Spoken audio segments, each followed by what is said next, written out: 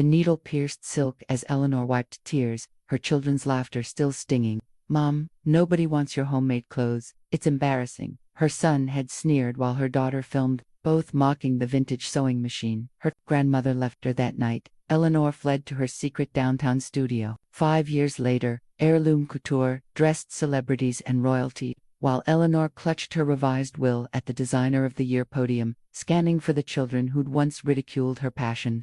What happens when Eleanor's children discover the empire built from the very hobby they mocked? If this touched your heart, like, subscribe, and share your own experience with pursuing passions despite criticism. Eleanor's hands trembled as she unlocked the door to her studio apartment. The space was small, just 400 square feet, with exposed brick walls and windows, overlooking the city's arts district, but it was hers alone. No judgment, no snickering, no painful reminders of how far her family had fallen apart. 3 years since Thomas's heart attack, and sometimes Eleanor still reached across the bed at night, expecting to find his warmth. They'd been married 32 years, built a life, raised 2 children, created memories in their Victorian home that Eleanor had lovingly restored with her own hands, just as she created the curtains, the quilts, the embroidered pillows that her children now found so embarrassing. She placed her grandmother's sewing machine on the small desk by the window. The Singer had been manufactured in 1953, the same year her grandmother had arrived in America with nothing but determination and skilled hands. Eleanor ran her fingers over the worn gold decal, remembering how she'd sit on her grandmother's lap as a child, guiding fabric beneath the presser foot. "You create something from nothing," her grandmother would say in her thick accent. "This is magic no one can take from you." After Thomas died, Eleanor had expected grief. What she hadn't expected was how quickly Brandon and Victoria would change. Once they received their inheritance at 25 and 23, Thomas had built his financial consulting firm from scratch, and his life insurance policy had been substantial, meant to provide security, not entitlement. Eleanor sighed, threading the machine with practiced fingers. The children had grown up with comfort but not extravagance. Thomas had insisted on it. "Money reveals character. It doesn't create it," he would say. How prophetic those words seemed now. Brandon had quit his entry-level marketing job the week after the funeral, declaring he was taking time to find himself. That journey apparently required a Porsche, a downtown penthouse, and a rotation of girlfriends who wore clothes that cost more than Eleanor's monthly expenses. Victoria had at least finished college, but her communications degree now gathered dust while she influenced on social media, documenting vacations and shopping sprees for followers who thought her lifestyle was self-made. The sewing machine hummed to life, the familiar sound soothing Eleanor's ragged nerves. The dinner tonight had been the final straw. A simple family meal that had devolved when Eleanor mentioned she was thinking of making Victoria a dress for her upcoming birthday. "God, Mom, no," Victoria had groaned, pulling out her phone to record Eleanor's reaction. "I need something people will actually want to see on my feed." "Yeah, nobody wants homemade clothes anymore," Brandon had chimed in, not bothering to look up from his own phone. "It's embarrassing. Like, seriously, aren't you too old for crafts?" Eleanor had fallen silent, finishing her meal mechanically, while her children resumed talking about cryptocurrency and followers and other things that seemed to exist in a different universe from her own. She'd been raised to believe that things made by hand held love in every stitch. That quality meant attention to detail, not designer labels. That making something yourself was an act of devotion, not a failure to afford better. The apartment held a small daybed, a kitchenette, and most importantly, 3 large cabinets that Eleanor had gradually filled with fabrics over the past 6 months. Silks from a shop owned by a Chinese family in Chinatown, organic cottons from a fair trade importer, unusual buttons, vintage laces, and trims she'd salvaged from estate sales. Thomas would have understood this space. He'd always encouraged her creativity, wearing the ties she made him with pride, bragging to colleagues about his wife's talents. The children had once loved her handmade Halloween costumes and special occasion outfits. When had that changed? When had her love language become something to mock? Eleanor spread a length of midnight blue silk across the desk. She'd purchased it on a whim last month, drawn to its depth and the way it caught the light. Too precious to waste on people who wouldn't appreciate it. As her fingers smoothed the fabric, an idea began to form. Not just a garment, but a statement. Not just a hobby, but perhaps something more. She'd managed Thomas's business accounts for years. She understood numbers, margins, investments. What if she created something for people who would value it? Not her children, clearly, but others. People who appreciated craftsmanship in an age of disposable fashion. Eleanor pulled out her sketchbook, something she hadn't touched in months. Her pencil moved across the page with growing confidence. The silhouette of a jacket taking shape structured but feminine.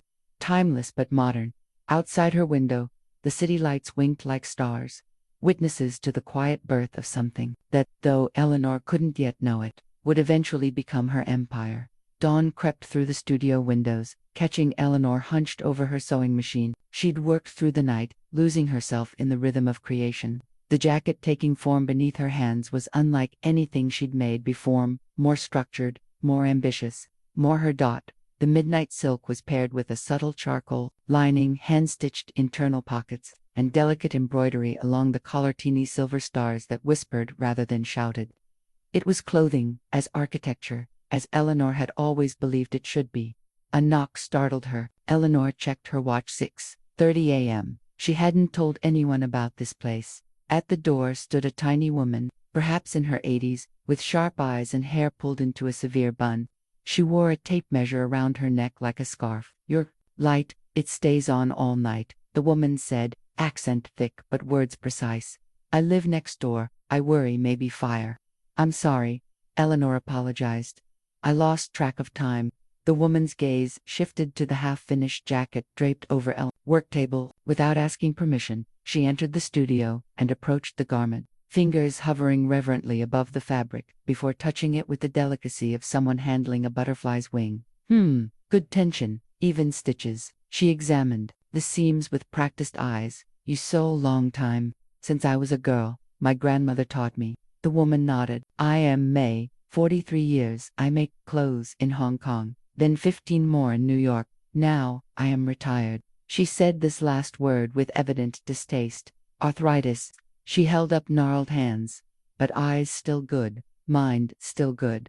Eleanor introduced herself, oddly comforted by this unexpected visitor who evaluated her work with professional scrutiny rather than dismissal. "This lapel," May pointed. "Try princess seam instead. More flattering." Eleanor considered the suggestion. "You may be right. I know I write," May said with the confidence of decades. "You make for yourself." "I'm not sure who I'm making it for," Eleanor admitted. "Just ... needed to create something." May's eyes softened with understanding. "When my husband die, I make most beautiful kipai I ever sew. Red silk, 100 hours of work. Never wear it, just needed to make something that say, I still here." The simple words unlocked something in Eleanor's chest. "Yes," she whispered. "That's it, exactly." They worked together that morning, May offering suggestions while Eleanor executed them. By noon, with May's guidance, the jacket had transformed from merely good to exceptional. "You have gift," May said finally. "Not just technical. You have..." She tapped her temple, then her heart, vision, feeling, rare combination. Eleanor felt a warm glow of pride and emotion she hadn't experienced in too long. "Thank you. Tomorrow, you come my apartment. I show you trick for invisible hem. Also, I make too much soup always. Needs someone to help eat." It was the beginning of a friendship that would become a cornerstone of Eleanor's new life. That evening, Eleanor returned to her family home, out of obligation.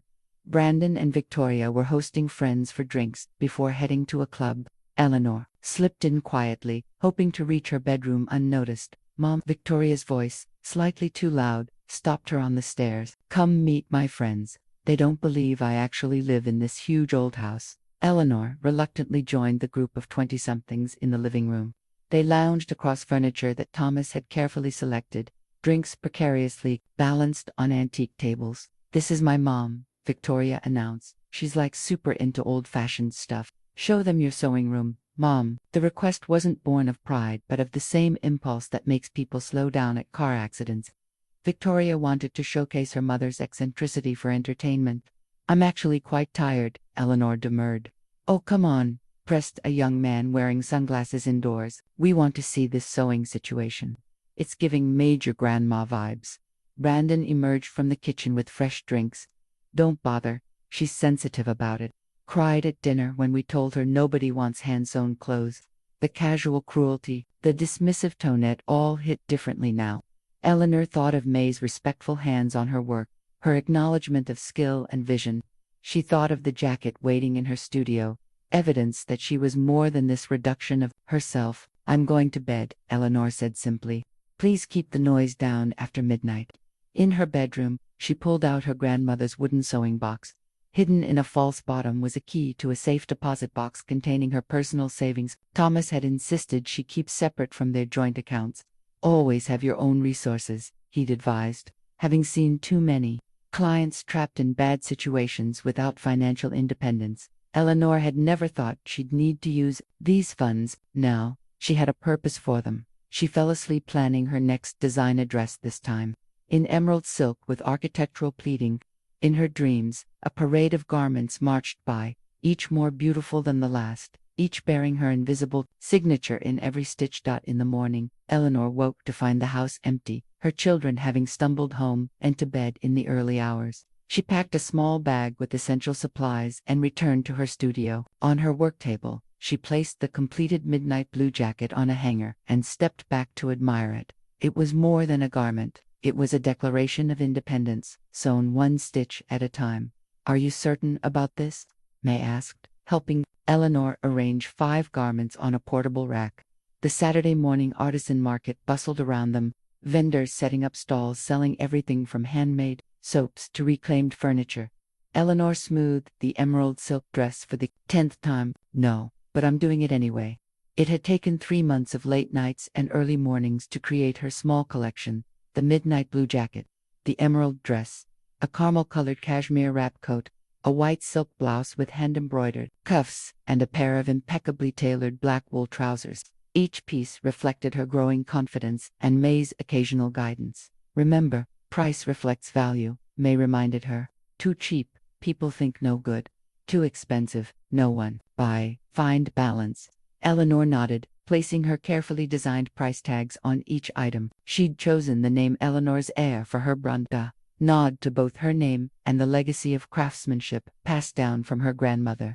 The hand-lettered sign was simple but elegant, much like her designs. "I'll check on you later," May promised, patting Eleanor's arm before disappearing into the crowd. The first hour passed slowly. People browsed, complimented her work, but moved on without purchasing. Eleanor tried not to feel discouraged, reminding herself that this was just an experiment, a way to test the waters. Shortly before noon, a young woman with a geometric haircut and bold red lipstick approached the rack. She wore oversized vintage eyeglasses and a thoughtfully assembled outfit that suggested a careful eye rather than deep pockets. "This is exquisite," she said, running her fingers along the midnight blue jacket. "The construction is impeccable. Are you the designer?" Eleanor nodded. "Yes, everything is one of a kind." "I'm Sophia Mendes," the woman said, extending her hand. "I run a fashion blog called Slow Style. I focus on sustainable, ethical fashion and craftsmanship." She gestured to the jacket. "May I?" Eleanor helped her try it on. The jacket, designed with a woman of Eleanor's age in mind, shouldn't have suited someone in her 20s. Yet on Sophia, it transformed into something different, less conservative, more avant-garde. Sophia examined herself in the small mirror Eleanor had brought. "It's perfect, timeless but not boring, structured but not stiff."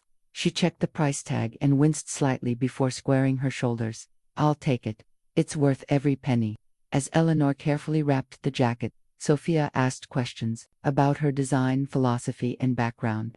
Eleanor found herself sharing more than she'd intended, though carefully avoiding mentions of her children or home life. "I'd love to feature you on my blog," Sophia said, handing over her credit card. "My readership isn't huge, but they're dedicated to discovering authentic craftsmanship." Eleanor hesitated. "I'm not sure I'm ready for that kind of attention." Sophia studied her with perceptive eyes. "You know, some of the most interesting designers I've encountered have been intensely private. There's something alluring about a creator who lets their work speak for itself." She pulled out a business card. "Think about it. In the meantime, I'll definitely be wearing this jacket to Fashion Week events next month."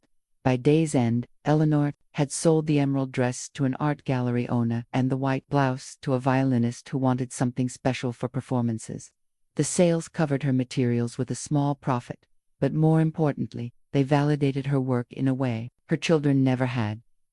In the weeks that followed, Eleanor established a routine, 3 days a week at her family home, to maintain appearances and handle household matters, 4 days at the studio, creating new pieces with growing boldness, weekly dinners with May, who shared techniques from half a century of tailoring, and regular text messages from Sophia, who, true to her word, had featured the midnight blue jacket prominently on her blog.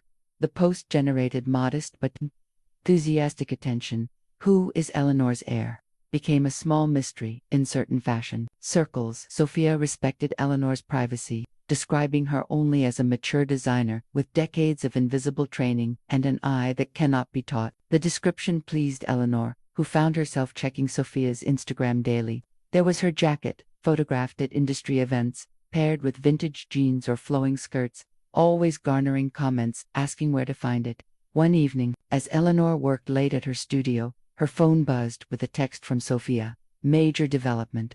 Editor from Style Quarterly noticed your jacket, asked about designer, following your lead on privacy, but she's interested in seeing more work. This is huge. Eleanor set down her phone, heart racing. Style Quarterly was a respected publication with international distribution. This was no longer an experiment or hobby. This was becoming something real, something that required decisions. The next morning, her quiet contemplation was interrupted by Victoria calling, an unusual occurrence, as her daughter typically communicated through terse texts when she needed something. "Mom, where are you? I've been to 3 stores already, trying to find a dress for the Chapman wedding, and everything is either boring or looks like every other guest will be wearing it." Eleanor glanced at the sketches spread across her work table, designs far superior to anything Victoria would find in mall boutiques. "I'm running errands," she said. "Have you tried Nordstrom?" "Ugh, yes, nothing good. Can't you just come help me? You always know what looks good, even if your own style is ... Well, you know." The backhanded compliment stung, but also reinforced Eleanor's resolve. "I'm afraid I can't today. I have appointments." "Appointments? What appointments could you possibly have that are more important than helping your daughter?" The question hung in the air, laden with the assumption that Eleanor's life was empty, her time worthless compared to Victoria's needs. "I have a life, Victoria," Eleanor said quietly. "I'll see you at dinner tomorrow." She ended the call and turned back to her sketches. A life indeed, one that was beginning to have purpose and recognition beyond the boundaries of family obligation, one that was increasingly pulling her in a direction her children knew nothing about. Eleanor picked up her pencil and continued refining the design for what would become her signature piece, a deceptively simple black dress with architectural elements that made it suitable for women of any age or body type. As her pencil moved across the paper, she felt something she hadn't experienced in years. Freedom. Eleanor stood before the imposing glass doors of First Metropolitan Bank, clutching her portfolio of business documents. Inside was a detailed business plan for Heirloom Couture, the new name she'd chosen after much deliberation with Sophia and May. Eleanor's heir had been a good starting point, but lacked the sophistication needed for what she now envisioned. A boutique brand celebrating timeless craftsmanship in a world of fast fashion. 3 months had passed since the artisan market. In that time, Eleanor had sold 14 pieces through Sophia's connections, each garment bringing higher prices as word spread. The Style Quarterly editor had purchased 2 items and promised a mention in their designers to watch section. Yet, Eleanor knew that to grow beyond one-woman production, she needed capital. She'd withdrawn $50,000 from her personal savings, a significant portion, but not enough to jeopardize her security. Now she needed to establish a proper business account. Mrs. Harrison, the bank manager, greeted her warmly. "It's been some time since we've seen you. Thomas always handled most of your banking, didn't he?" Eleanor smiled politely. "Yes, but I'm here on a new venture today." She explained her business concept, showing samples of her work through photographs and her meticulous financial projections. The manager seemed impressed, setting up the accounts efficiently and offering suggestions about merchant services for future retail operations. That evening, Eleanor's phone buzzed with a text from Brandon. "Mom, need to talk about your finances. Dinner tomorrow." Eleanor frowned.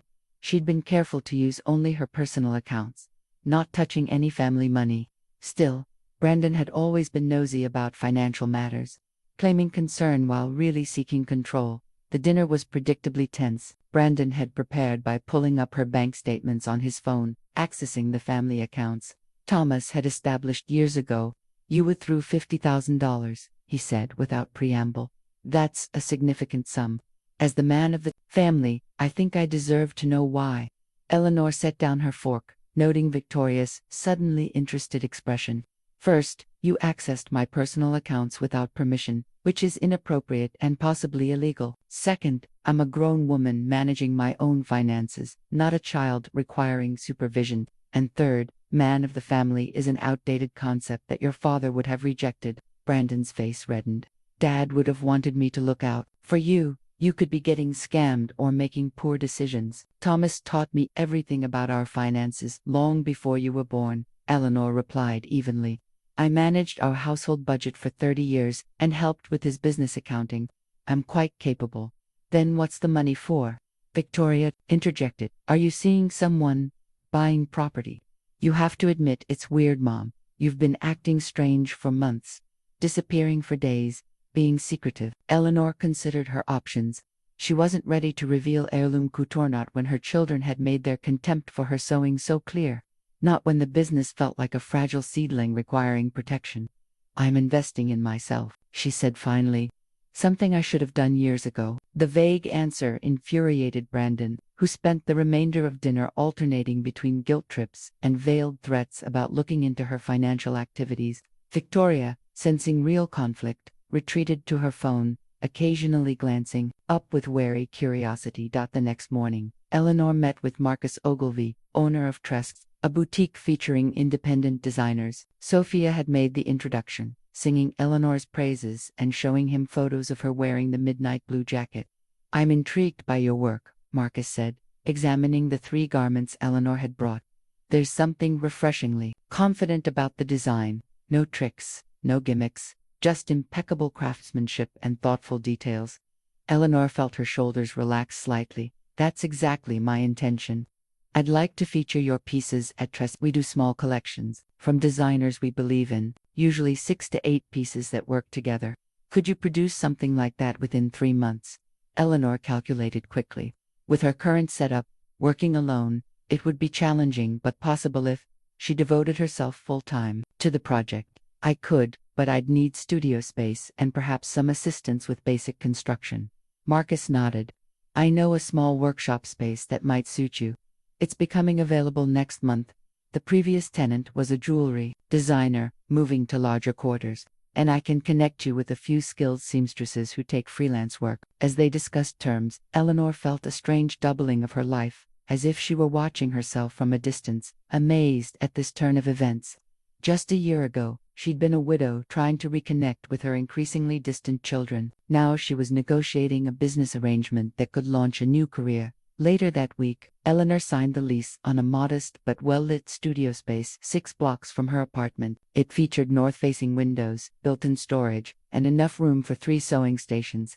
The owner, charmed by Eleanor's vision and impressed by her business plan, gave her a favorable rate. With May's help, Eleanor hired 2 part-time seamstresses. Louisa, a recent fashion school graduate with technical skills but limited job prospects, and Donnie, a theater costume veteran looking for steadier work. Both women respected Eleanor's designs and brought complementary skills to the team. This real now, May said, surveying the space as they arranged the furniture. No more playing. This business. Eleanor hung her first technical sketches on the wall, the beginning of her collection for Tress. Yes, it is. Your children, May said carefully. They still don't know. Eleanor pinned fabric swatches beside each sketch. No, and I'm not ready to tell them. May nodded, understanding without judgment. Some gardens need walls to grow. Later, when plants strong, walls can come down. The metaphor comforted Eleanor as she immersed herself in building Heirloom Couture. Days blurred into weeks as she refined designs, sourced materials, established workflow systems, and trained her small team. Her time at the family home dwindled to quick visits, often when Brandon and Victoria were out. The distance created a strange calm. Without daily exposure to their casual dismissal, Eleanor found herself more centered, more certain of her path. She still loved her children, still worried about the entitled adults they were becoming, but she no longer measured her worth by their approval.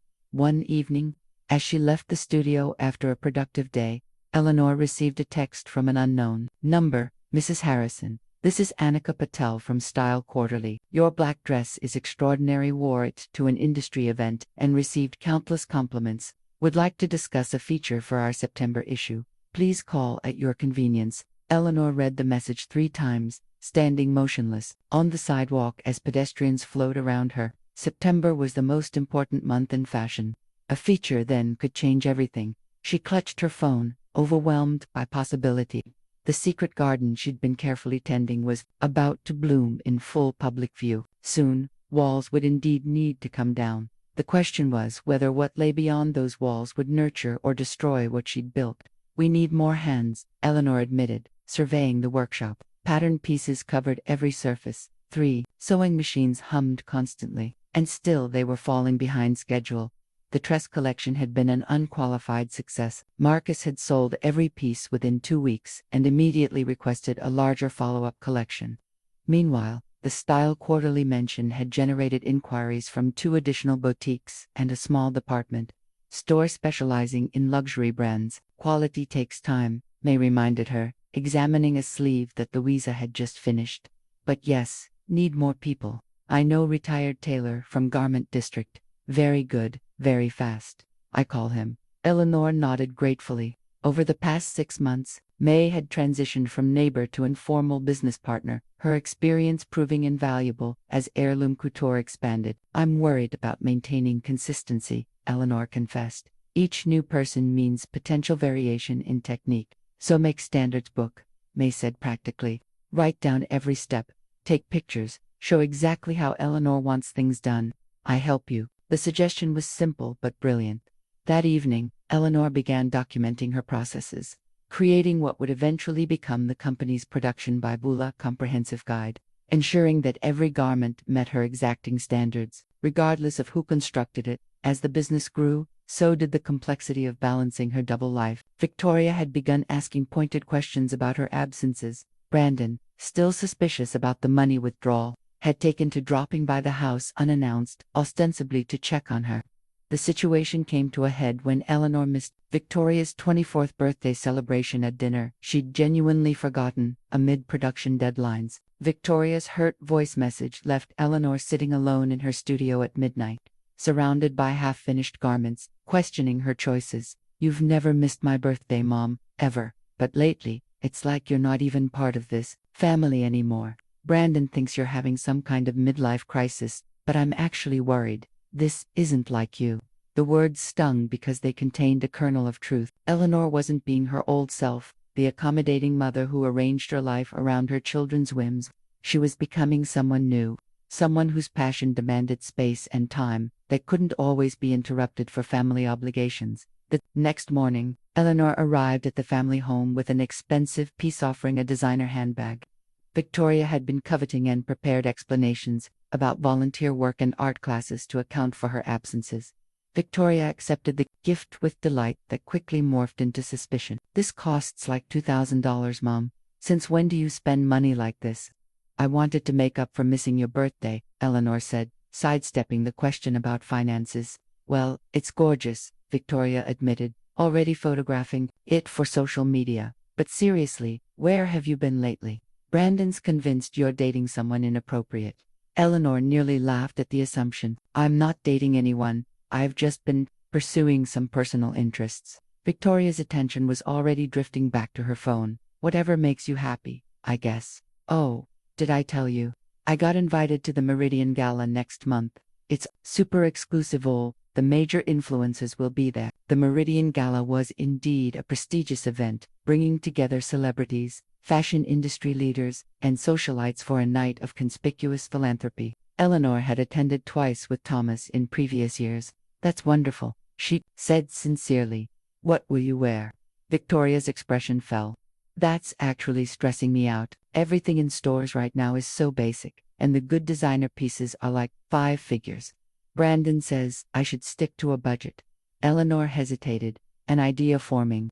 I might know someone who could make something special for you. A designer who's still under the radar but very talented. Mom, no offense, but I'm not wearing some random person's homemade dress to the biggest event of the season. The dismissal was automatic, thoughtless, and painfully familiar.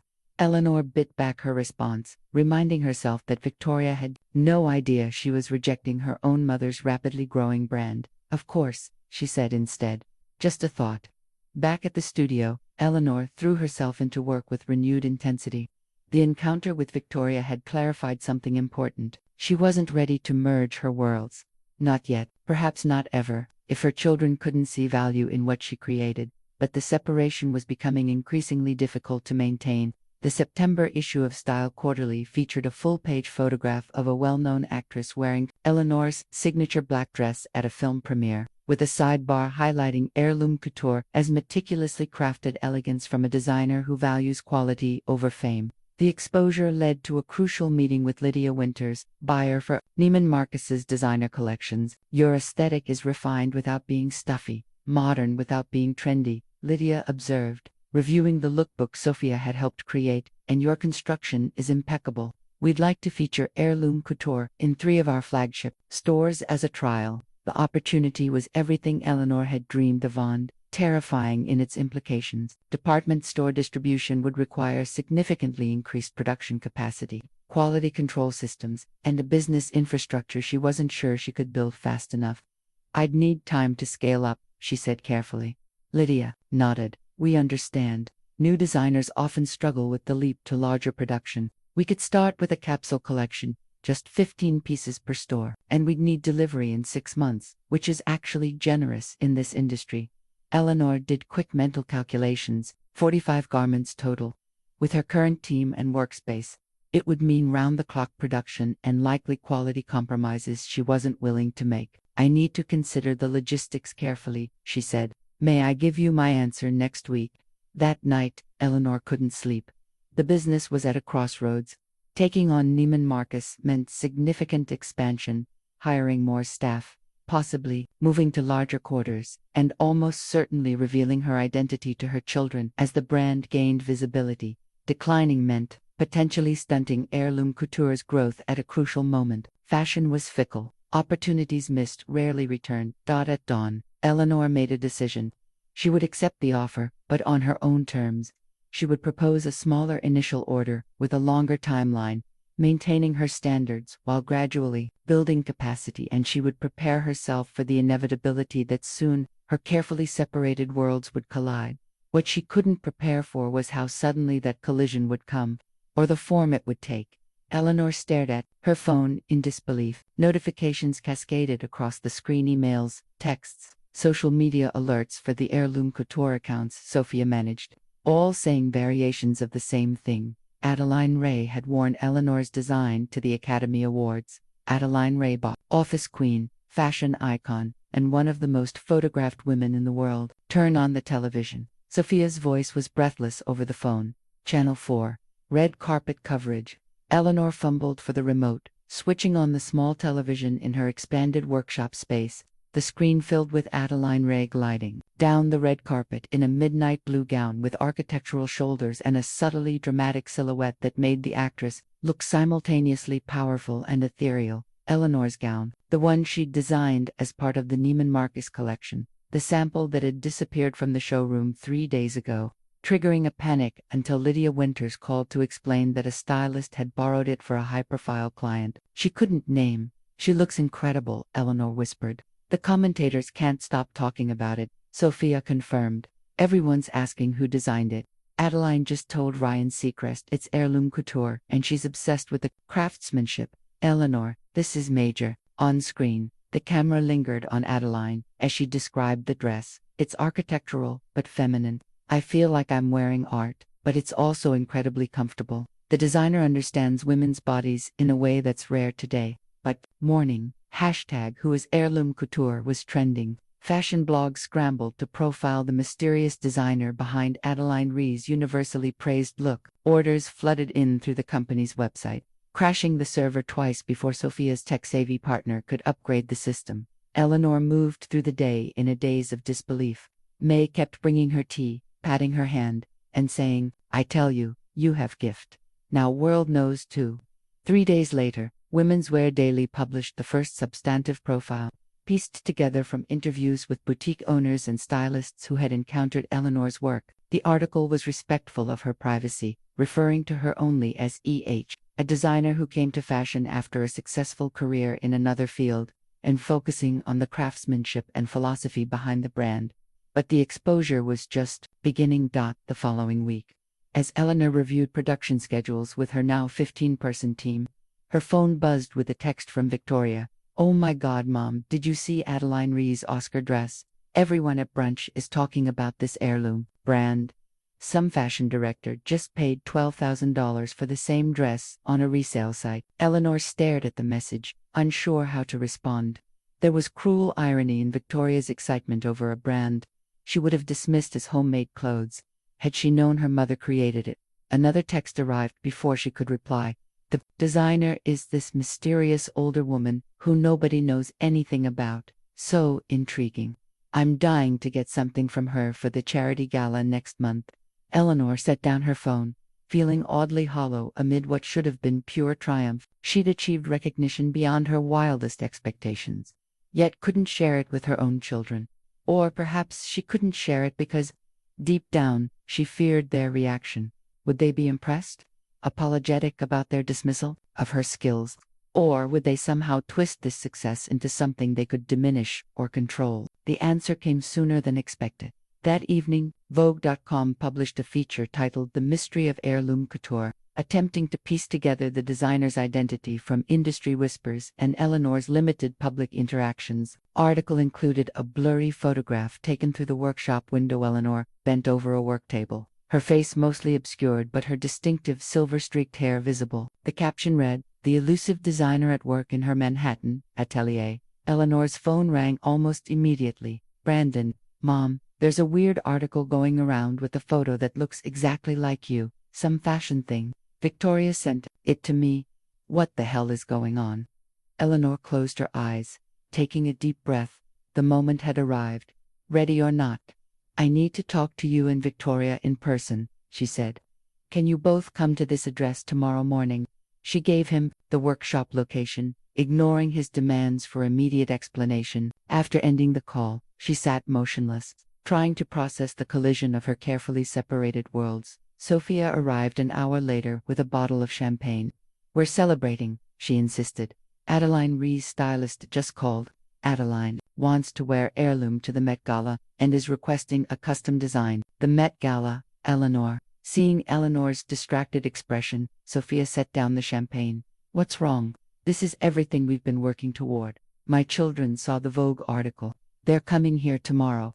Understanding dawned on Sophia's face. Eleanor had shared enough of her family dynamics over their months of collaboration for Sophia to grasp the implications. "Do you want me to be here? Moral support?" Eleanor shook her head. "This is something I need to handle myself." She managed a small smile. "But thank you for the champagne. I think I'll need it afterward."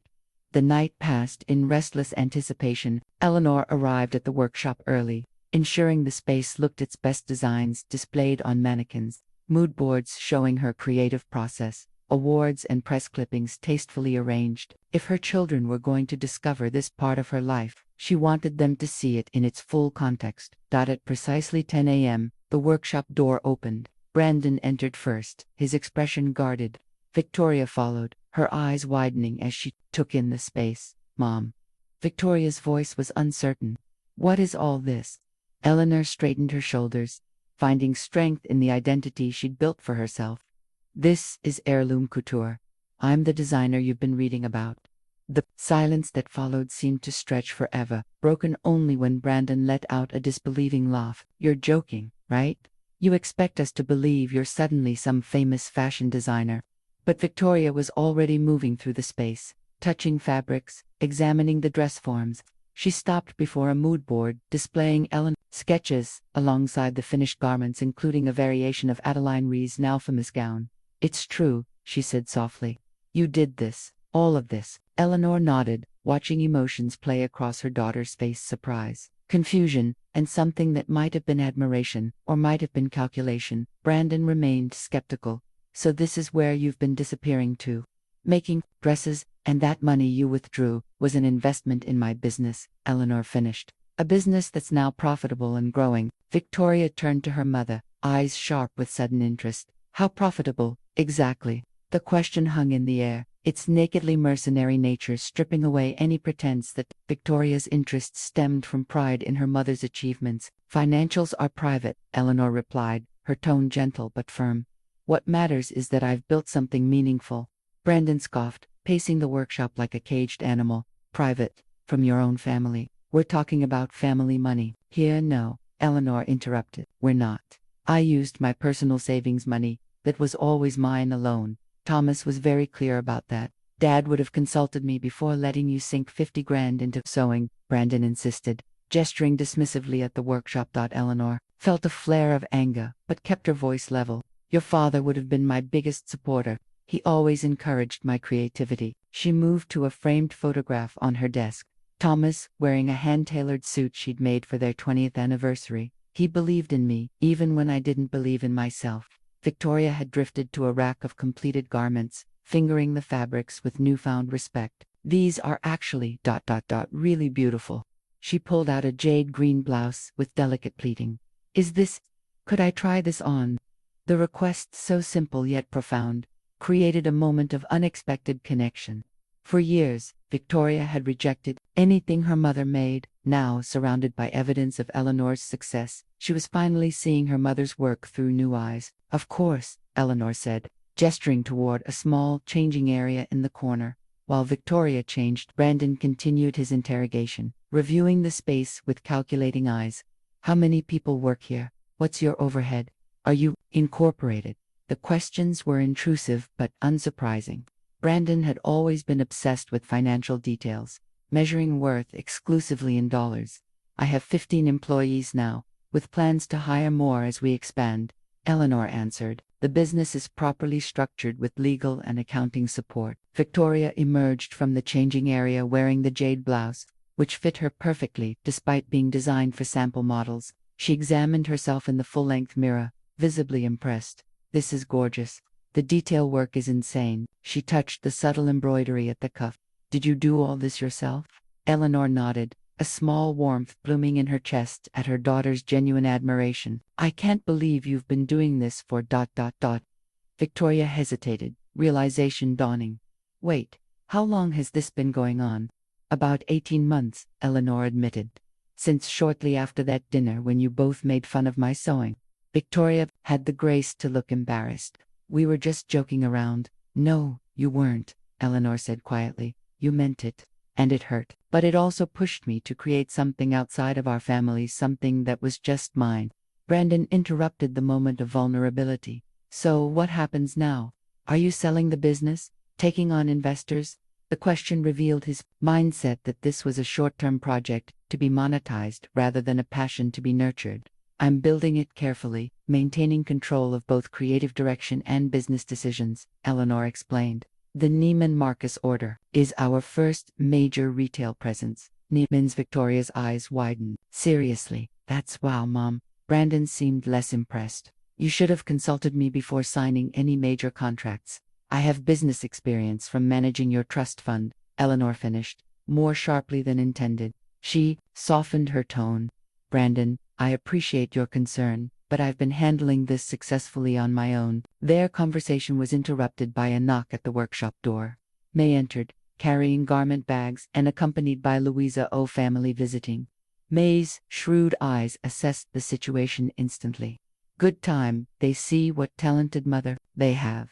Eleanor made introductions, watching as her worlds truly collided for the first time. Victoria, still wearing the jade blouse, seemed genuinely curious, asking May questions about fabrics and techniques. Brandon remained aloof, checking his watch repeatedly. I need to get going, he announced finally. I have a lunch meeting. Eleanor walked him to the door, sensing unresolved tension. At the threshold, Brandon turned to her, lowering his voice. This doesn't change anything about the house, right? You're not planning to sell it to fund this hobby? The question revealed his true concern that Eleanor's new independence might threaten his comfortable status quo. The house isn't on the table, Brandon, but this isn't a hobby. It's my career now. I hope you can respect that. He left without truly acknowledging her statement, his expression troubled. Victoria stayed longer, exploring the workshop with increasing enthusiasm. She tried on several pieces, took selfies in each, and peppered Eleanor with questions about the design process. "Can I post these?" she asked, reviewing the photos on her phone. "I'll tag Heirloom Couture. My followers would die." The request highlighted the strange reversal in their relationship. Suddenly, Eleanor's work was desirable not because Victoria valued her mother's talent, but because the brand now carried social currency. "I'd prefer if you didn't connect me personally to the brand just yet," Eleanor said carefully. "The mystery has been part of our marketing." Victoria looked disappointed but nodded. "I get it. Exclusivity factor." She hesitated before adding, "Would you, maybe, design something for me, for the Meridian Gala? I could be like, your brand ambassador, or something." The request was simultaneously gratifying and unsettling. Eleanor had longed for her daughter's approval of her work, yet couldn't shake the feeling that Victoria's interest was opportunistic rather than supportive. "I'd be happy to design something for you," she said finally. "We could start with measurements next week."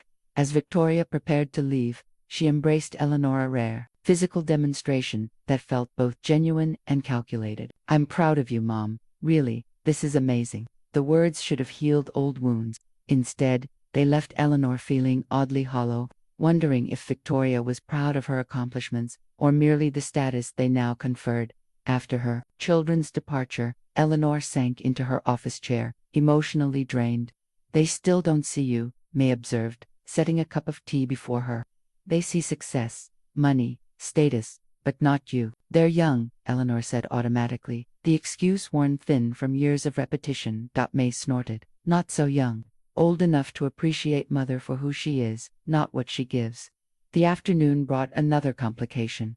An email from a journalist at the New York Times, requesting an interview for a feature on women entrepreneurs founding businesses after 50. Eleanor's publicist, hired after the Adeline Ray moment, strongly encouraged her to accept. "This is exactly the kind of serious coverage that elevates the brand beyond fashion into cultural relevance," Sophia argued during their emergency conference call. "Plus, it positions you as a role model rather than just a designer." Eleanor understood the opportunity, but also recognized its implications. A Times profile would strip away her anonymity completely. Brandon and Victoria would no longer be the only ones who knew, the entire world would. She was building something significant, something that required her to step fully into the spotlight, rather than hiding in the shadows of her workshop. The question was whether she was ready to be not just a designer, but a public figure, with all the scrutiny that entailed. "Tell the Times I'll do it," she decided finally, "but on my terms, in my workshop, not at home. And no family questions." As she ended the call, Eleanor realized she was standing at a crossroads. Behind her lay the comfortable identity of Thomas Harrison's widow. Brandon, and Victoria's accommodating mother, had stretched the unknown territory of Eleanor Harrison, founder and creative director of Heirloom Couture. The path forward was both terrifying and exhilarating. The New York Times profile changed everything, published with the headline "The Second Act: How Eleanor Harrison Stitched Together a Fashion Empire at 58. The feature was accompanied by a professional portrait showing Eleanor in her workshop, elegant and confident, surrounded by the tools of her craft. The article was respectful, thoughtful, and comprehensive. Tracing Eleanor's journey from hobbyist to industry darling, it touched on her late-in-life career change without delving into family dynamics, respecting the boundaries she'd established. The writer had captured Eleanor's philosophy perfectly. "Every garment tells a story. I want the women who wear my designs to feel like the heroines of their own narratives." Overnight, interview requests poured in. Retailers beyond Neiman Marcus expressed interest. 3 prestigious design schools invited Eleanor to speak to their students about entrepreneurship and creativity. "We need to hire a proper PR team," Sophia advised during their weekly strategy meeting. "This is bigger than I can handle alone now." Eleanor agreed, still adjusting to this new reality where her opinion was sought after, her time valuable in a way that had nothing to do with family obligation. The most unexpected consequence came at home. Brandon and Victoria, who had maintained a wary distance since discovering her business, suddenly wanted family dinner, their first in months. Eleanor arrived to find the dining table set with the good china, wine already poured, and both her children uncharacteristically attentive. The Times article was amazing. "Mom, Victoria gushed, placing her phone on the table to display the profile. My friends are freaking out that I never mentioned my mother, is the Eleanor Harrison. Very impressive coverage, Brandon agreed, his tone suggesting he was evaluating a business prospect rather than celebrating his mother's achievement. Have you considered the tax implications of your newfound publicity? Eleanor sipped her wine, noting how quickly her children had adapted to her success. Victoria, embracing the reflected glory. Brandon looking for ways to insert himself into the business aspect. My accountant handles the tax planning, she said mildly. The business is properly structured. Victoria scrolled through her phone. I've been thinking you really should let me handle your social media. I have experience with building engagement, and the Heirloom account could use a more personal touch. Before Eleanor could respond, Brandon interjected. What you really need is strategic financial planning. This is the critical growth phase where many businesses make fatal errors. I've been researching comparable fashion startups. Stop, Eleanor said quietly but firmly. Both of you. I appreciate your sudden interest in my company, but Heirloom Couture already has a dedicated team handling these aspects. Brandon's expression darkened. So you'll trust strangers but not your own family, after everything we've been through together? The question hung in the air, its irony apparently lost on him. After everything they'd been through, including his dismissal of her skills, his unauthorized monitoring of her finances, his consistent undermining of her independence, I trust professionals who respect my vision, Eleanor clarified. This isn't about family versus outsiders. It's about building the right team. Victoria set down her phone, her enthusiasm cooling. We're just trying to help, Mom. You've never run a business before. Neither have you, Eleanor pointed out gently. And while Brandon has managed investments, he hasn't built a company from the ground up. Brandon pushed back his chair abruptly.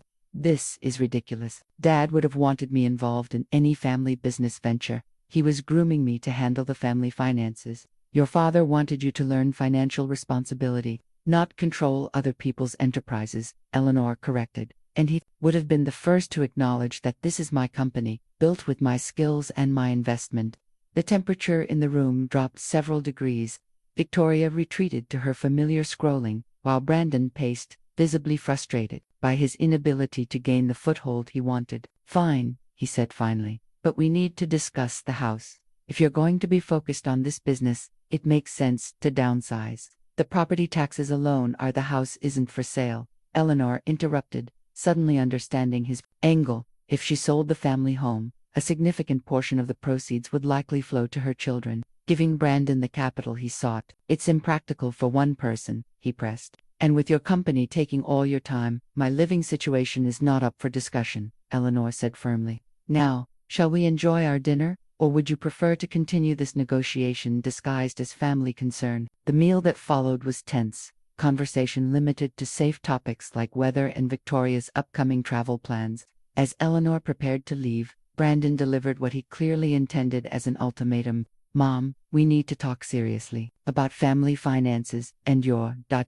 hobby. Dad left things in a certain way for a reason. I've scheduled a meeting with his old attorney for next week, Tuesday, 2 p.m. I expect you to be there. The presumption that he could schedule her time, that he had any say in her financial decisions, that he still considered her business a hobby, despite all evidence to the contrary, crystallized something in Eleanor. This pattern had continued too long. I won't be attending that meeting, she said calmly. My time is fully committed to Heirloom Couture. If you have concerns about your own finances, I'm sure Mr. Abernathy would be happy to advise you. Brandon's face flushed. This isn't a request, Mom. As the man of there is no man of the family, Eleanor cut in, her voice quiet but firm. There is only a family, consisting of 3 adults who should respect each other's autonomy. She gathered her purse, suddenly eager to return to her apartment, her true home now, more than this house of memories. I love you both, she added, sincerely, but I won't allow either of you to undermine what I've built. Not anymore. The door closed behind her with finality that felt both painful and necessary. The following morning brought new complications. Eleanor arrived at her workshop to find production halted. Her team gathered around Louise's computer. There's a problem, Sophia said, uncharacteristically tense. Someone leaked designs from our upcoming collection. They're all over Instagram. The screen displayed detailed photographs of Eleanor's most innovative pieces for the fall. Collection designs that hadn't yet been shown to buyers or press. How? Eleanor asked, stunned. These were only in our secure server and physical lookbooks. Sophia hesitated. The posts originated from an account called Fashion Insider 254, but they were immediately reposted by ... She didn't need to finish. Eleanor already knew. The account displayed on screen belonged to Victoria. She took photos when she was here, Eleanor realized. Remembering her daughter's interest in the design boards, her lingering by the sample rack. But how did she get them to this other account? An urgent call from Lydia Winters at Neiman Marcus provided the answer. Eleanor, we need to talk about these leaked designs. One of our junior buyers just admitted she's been working with an influencer to gain advance access to upcoming collections. She's been terminated, but the damage is done. The pieces clicked into place. Victoria had leveraged her connection to Eleanor to curry favor with the junior buyer, exchanging inside information for industry access. Before Eleanor could fully process this betrayal, another crisis emerged. Her production manager rushed in, phone in hand. The landlord just called. Someone's making an offer to buy the entire building. They're terminating all leases with minimum notice. Eleanor took the phone, speaking briefly with the apologetic building owner. The buyer was offering well above market value, making it impossible to refuse. Heirloom Couture had 30 days to relocate their entire operation. Who would do this? Sophia wondered aloud. And why now, when we're in the middle of production? Eleanor had a sinking suspicion. A call to her real estate contact confirmed it. The purchase was being made through a shell company, but the beneficial owner was Brandon Harrison. The realization was like ice water in her veins. Her son was actively trying to sabotage her business by forcing a disruptive move during their most critical production period. Eleanor set down the phone, surveying her worried team. She had anticipated resistance from her children, perhaps even resentment, but not this level of calculated interference. What do we do? Louisa asked, voicing the question on everyone's mind. Eleanor straightened her shoulders, finding clarity. In crisis, we adapt, we overcome, and we demonstrate exactly what we're made of. She turned to her production manager. Call our clients. Explain the situation honestly. We're relocating due to a building sale and need to adjust our delivery timeline. To Sophia, draft a press statement about the leaked designs, frame it positively, unprecedented interest in our upcoming collection, etc. To May, we need a new space, immediately. Activate your garment district connections. As her team dispersed, to handle these urgent tasks, Eleanor retreated to her office and closed the door.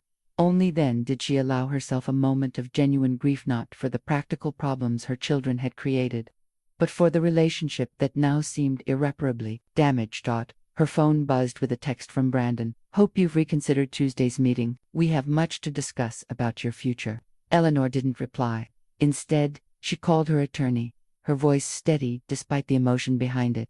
It's time to revise my will, she said. And I need to know my options for protecting Heirloom Couture from ...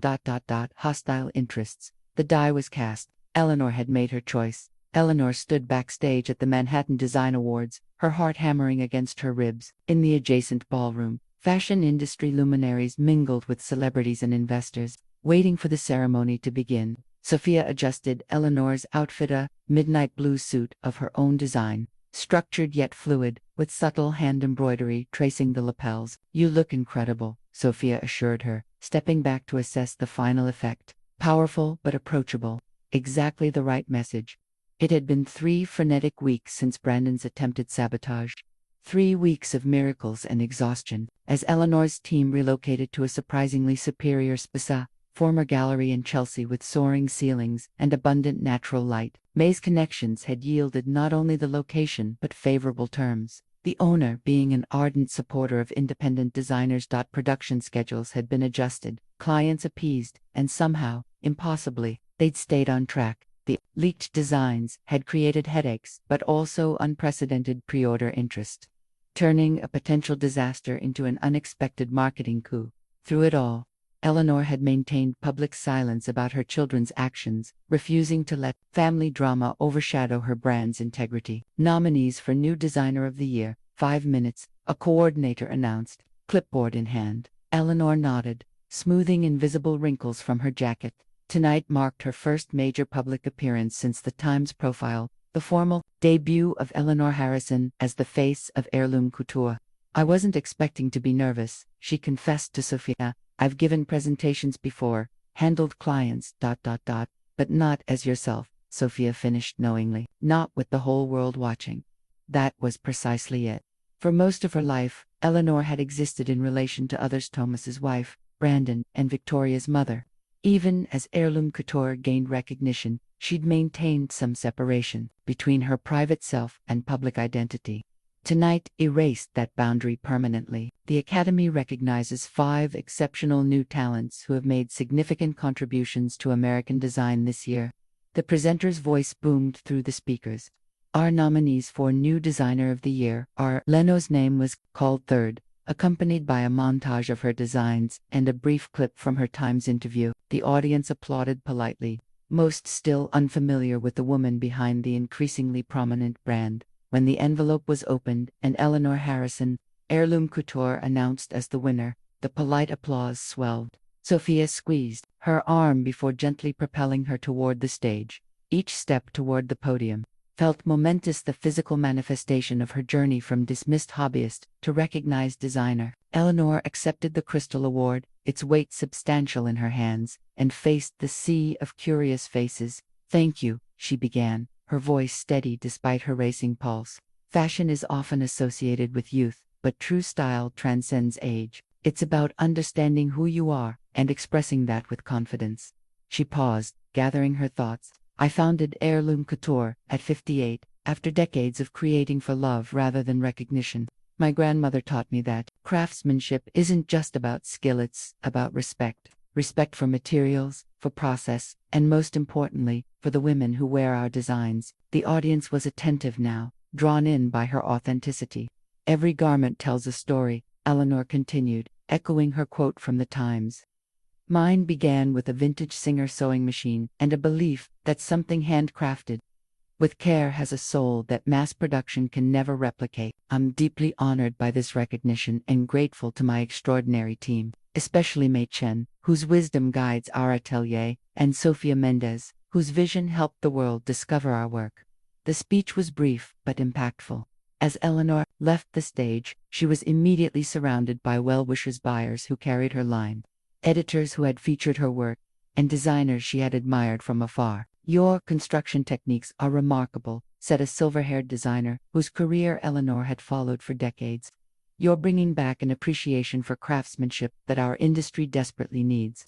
The validation from a personal hero left Eleanor momentarily speechless. As the evening progressed, she navigated conversations with growing confidence, discussing inspiration, production challenges, and future collections. For the first time, Eleanor felt fully herself in this world, neither an imposter nor an outsider, but a professional among peers. She was engaged in conversation with a department store executive when Sophia appeared at her elbow, expression tense. "I'm sorry to interrupt," Sophia murmured, "but there's a situation at the entrance. Your children are here, insisting on being admitted without invitations." Eleanor excused herself, moving swiftly toward the lobby. Through the glass doors, she could see Brandon arguing with security personnel, Victoria filming the confrontation on her phone. "It's fine," Eleanor told the concerned event manager. "They're my family." The doors opened, admitting Brandon and Victoria to the rarefied atmosphere of the awards gala. Brandon was impeccably dressed in a designer tuxedo, Victoria resplendent in a gown Eleanor recognized from a recent runway show, both clearly prepared for an evening they hadn't been invited to attend. "Mom," Victoria's voice carried across the lobby, drawing curious glances. "We've been trying to reach you all day. We wanted to surprise you and celebrate your big night." The performance was flawless, the devoted daughter supporting her mother's achievement. Only Eleanor could see the calculation behind Victoria's effusive greeting. The strategic nature of her appearance at an event crawling with fashion influencers and industry power players. Brandon's approach was more direct. "Congratulations are in order," he said, air-kissing Eleanor's cheek for the benefit of onlookers. "The family should be together on such an important occasion." "How did you know about tonight?" Eleanor asked quietly. Victoria waved her phone. "It's all over Instagram. Everyone's posting about the amazing Eleanor Harrison finally taking her rightful place in the spotlight." She posed for a selfie with Eleanor before Eleanor could object.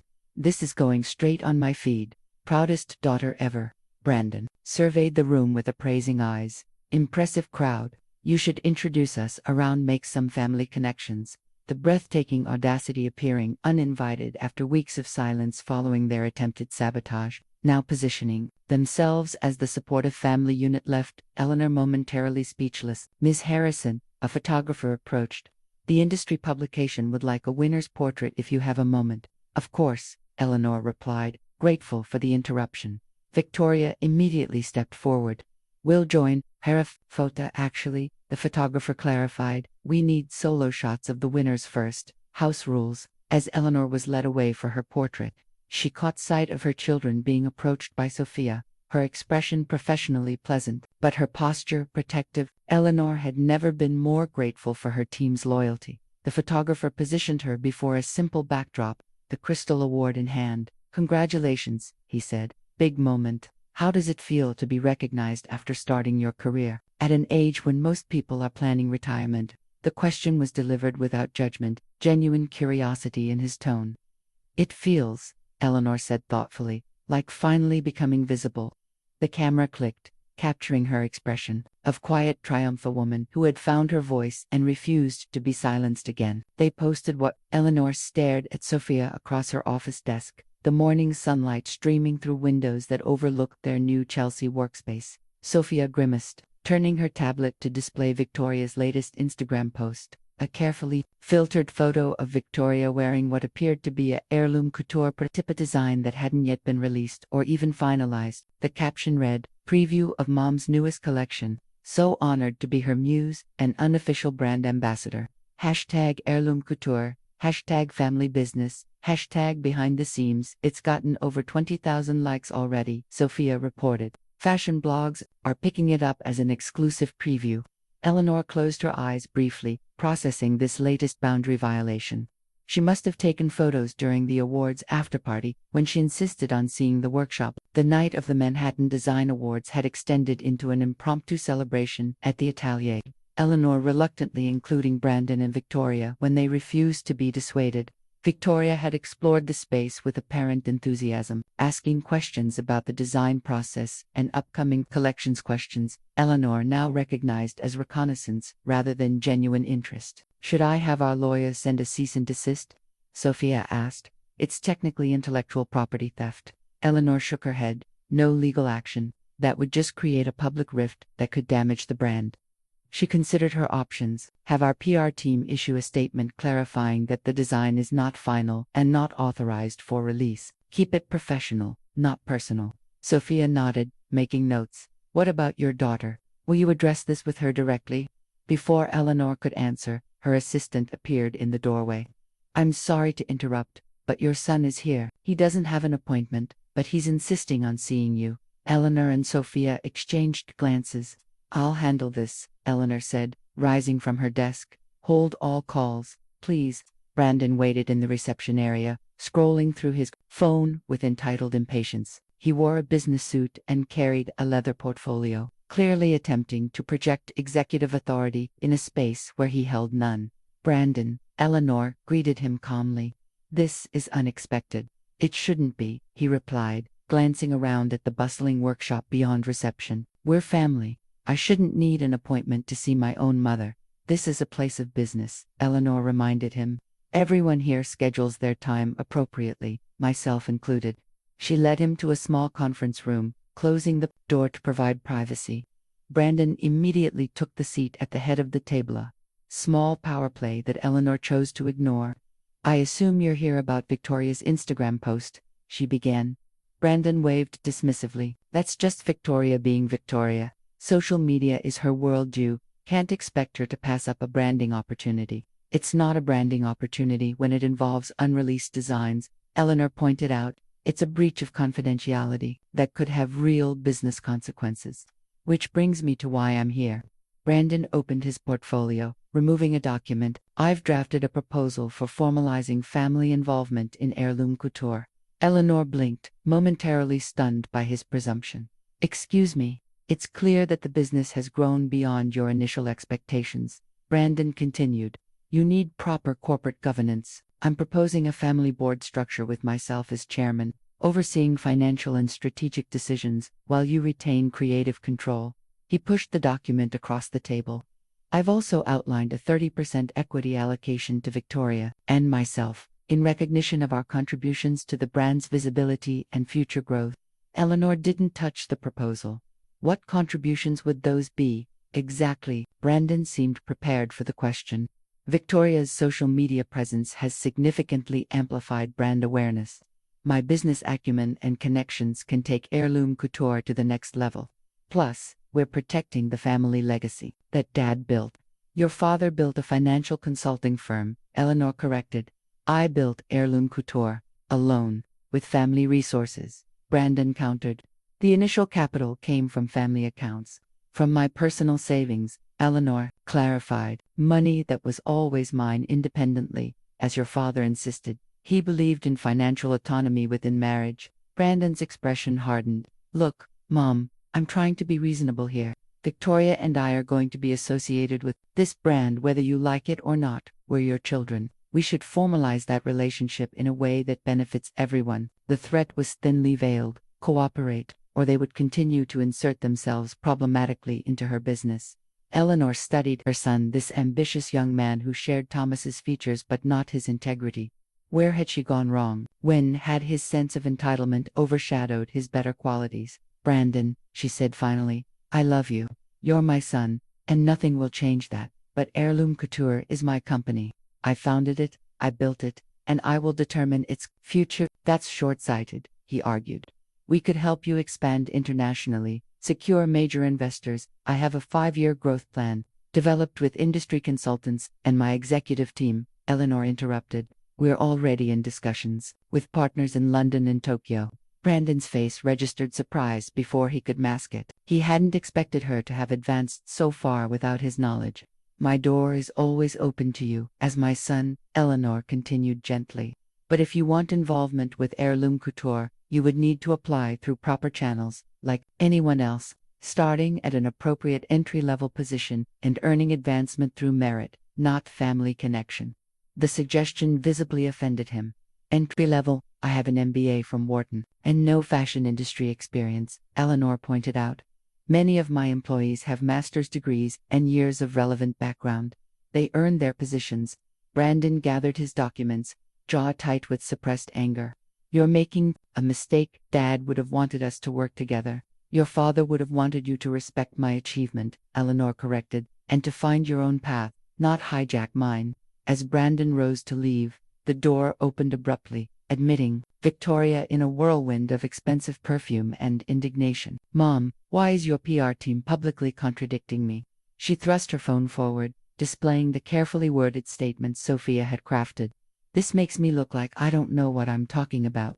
Because you don't, Eleanor said simply. That design isn't finalized, isn't approved for release, and isn't available for you to claim as an exclusive. But I'm your daughter, Victoria protested. Family should have privileges.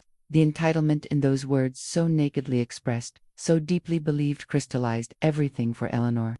Her children viewed her success not as her personal achievement but as a family asset they had rights to, despite having contributed nothing but derision to its creation. Being family is a privilege in itself, Eleanor said quietly. It doesn't entitle you to special access to my business.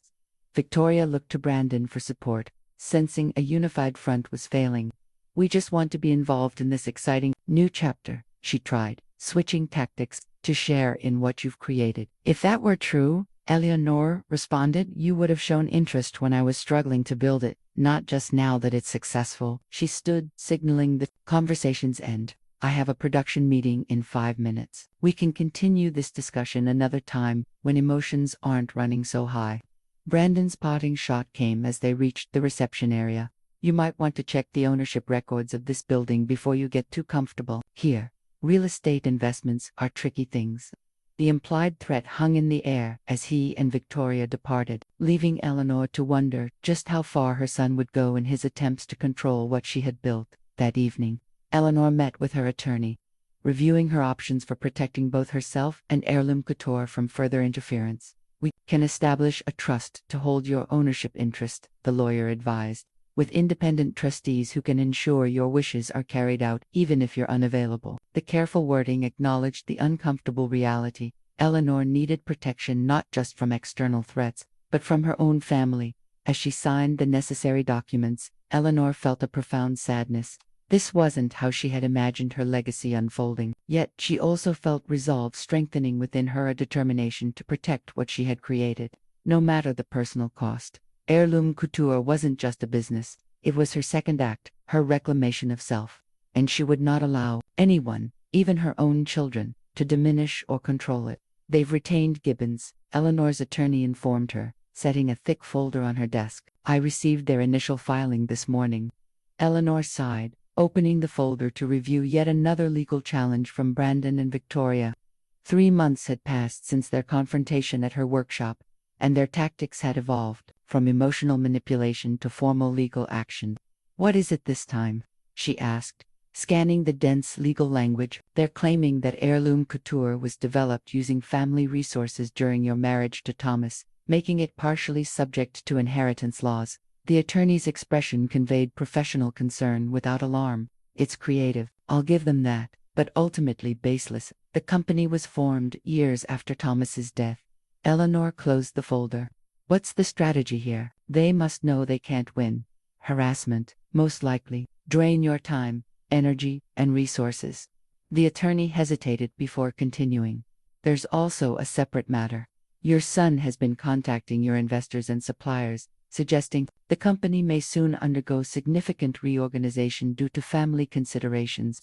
This new information struck Eleanor like a physical blow. Brandon was now actively attempting to undermine her business relationships, a far more damaging approach than legal nuisance claims. Is that actionable? She asked. Potentially, as tortious interference, but proving damages would be complicated, and litigation would be public. Every fashion blog would cover the family drama. Precisely what Brandon was counting on, Eleanor realized.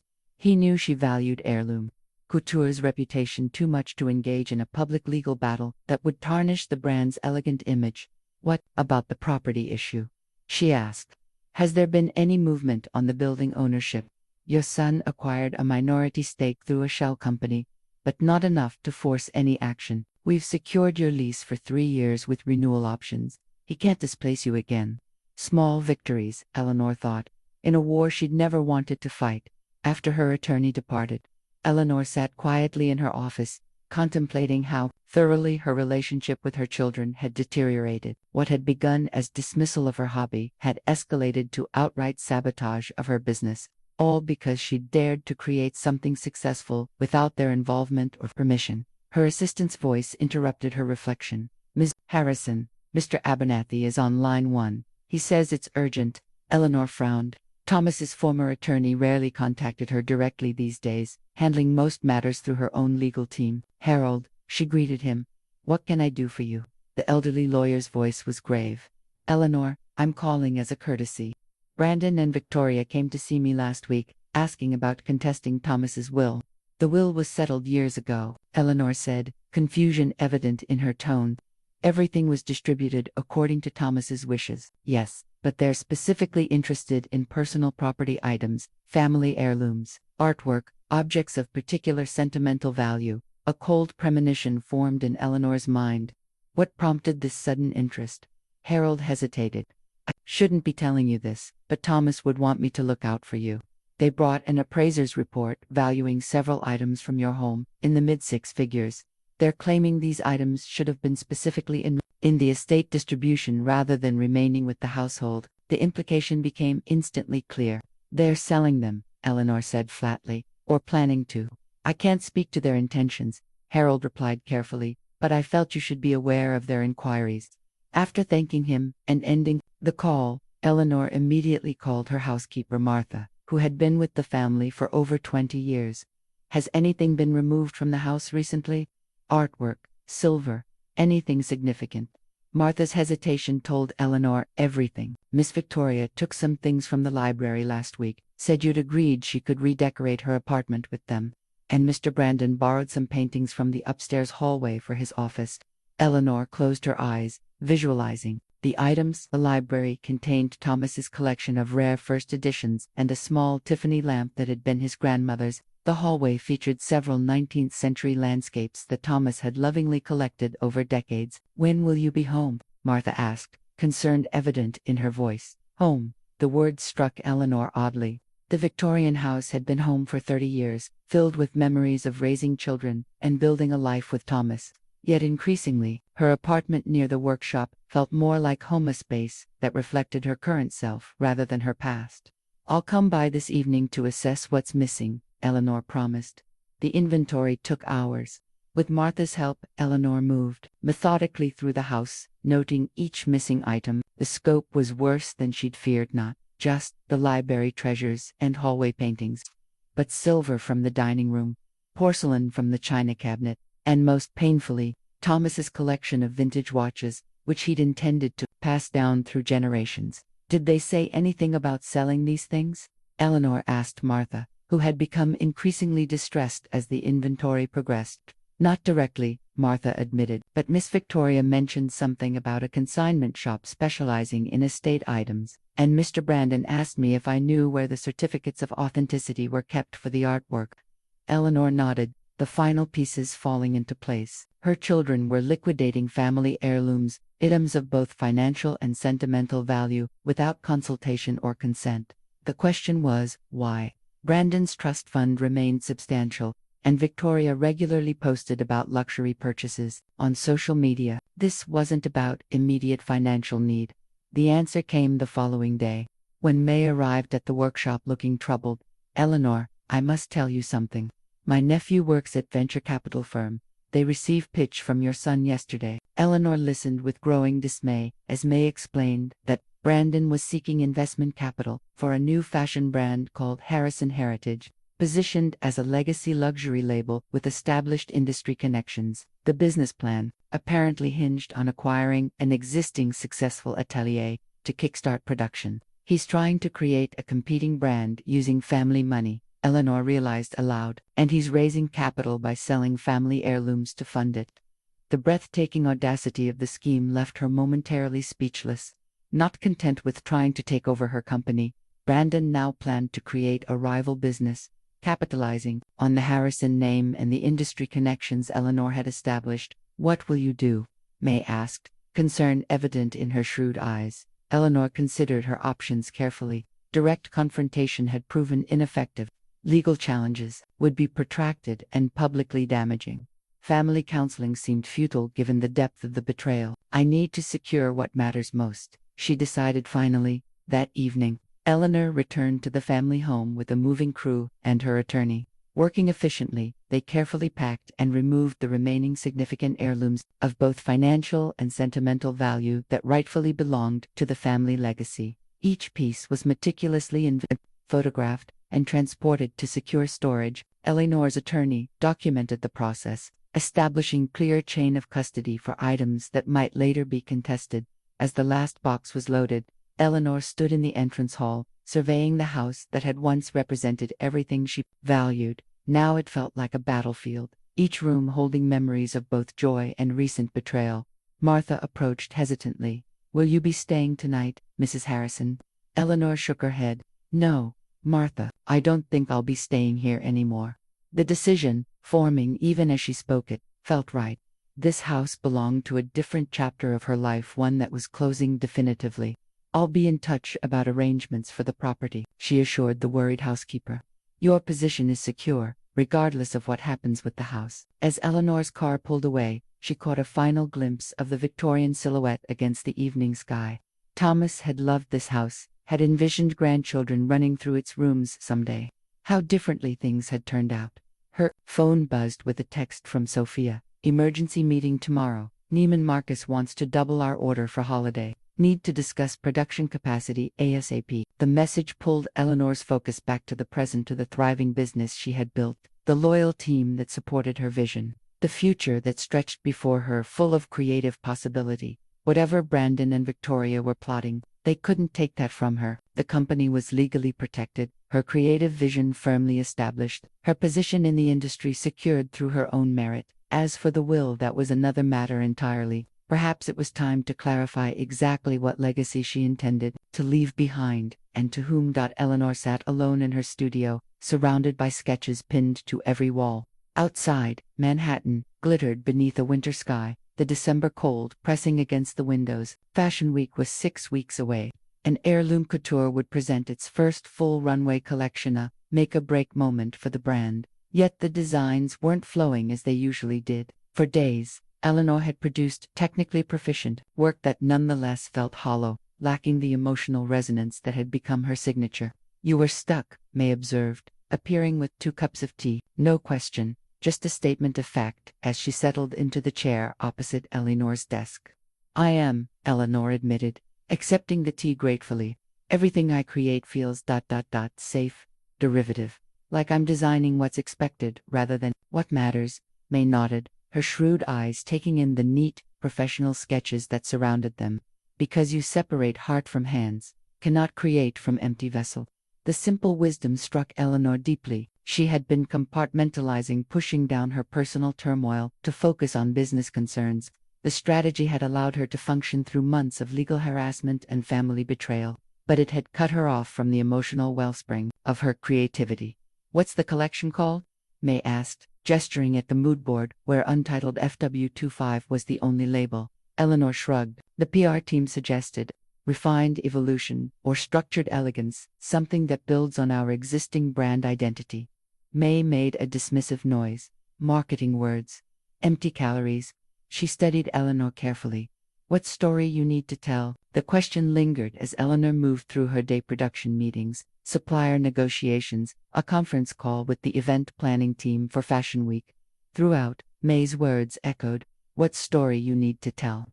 That evening, alone, in her apartment, Eleanor opened a box she'd brought from the family home, one of the few personal items she'd retrieved rather than sending to storage. Inside lay her keepsakes from 32 years of marriage and motherhood, Thomas's letters from their early courtship, the children's handmade Mother's Day cards, family photographs documenting birthdays and graduations and vacations. Eleanor spread these memories across her living room floor, allowing herself to fully feel what she'd been suppressing: grief for the family bonds that had frayed beyond recognition, anger at her children's betrayal, pride in her late-blooming career, determination to define her own legacy. By dawn, Eleanor had filled a sketchbook with raw, emotionally charged designs unlike anything she'd created before. They told a story of transformation, of a woman shedding imposed limitations and emerging into her authentic power. When she arrived at the workshop, energy radiating from her despite the sleepless night, Sophia and May exchanged knowing glances. "The collection has a name," Eleanor announced to her assembled team: "Metamorphosis." The weeks that followed were a blur of creative intensity. Eleanor worked with unprecedented focus, guiding her team through the development of 21 runway looks that chronicled a journey from constraint to liberation. The opening pieces featured structured silhouettes with subtle details of confinement, stitches that created the illusion of bound movement, traditional tailoring reimagined with contemporary subversion. The collection progressed through garments that incorporated deliberate breaking points, seams designed to reveal contrasting fabrics beneath, conventional shapes disrupted by unexpected elements. The final pieces celebrated freedom through fluid construction and bold, unapologetic details. Throughout, Eleanor maintained the impeccable craftsmanship that had become Heirloom Couture's hallmark, but now infused with raw emotional power that elevated technique to art. "This is the best work you've ever done," Sophia declared during a fitting session, watching a model move in a dress that seemed to transform with each step. "It's personal without being literal, universal without being generic." Eleanor nodded, making a small adjustment to the garment's drape. "I stopped hiding from what I was feeling," she said simply. The collection demanded innovations in construction that challenged even Eleanor's experienced team. She worked alongside them, problem-solving technical issues while maintaining her exacting standards. When frustration mounted, Eleanor reminded them of what was at stake. "This isn't just another fashion show," she explained during a late-night session as they struggled with a particularly complex piece. "It's a statement about who we are and what we value. Every stitch matters." As the collection took physical form, the industry began to buzz with anticipation.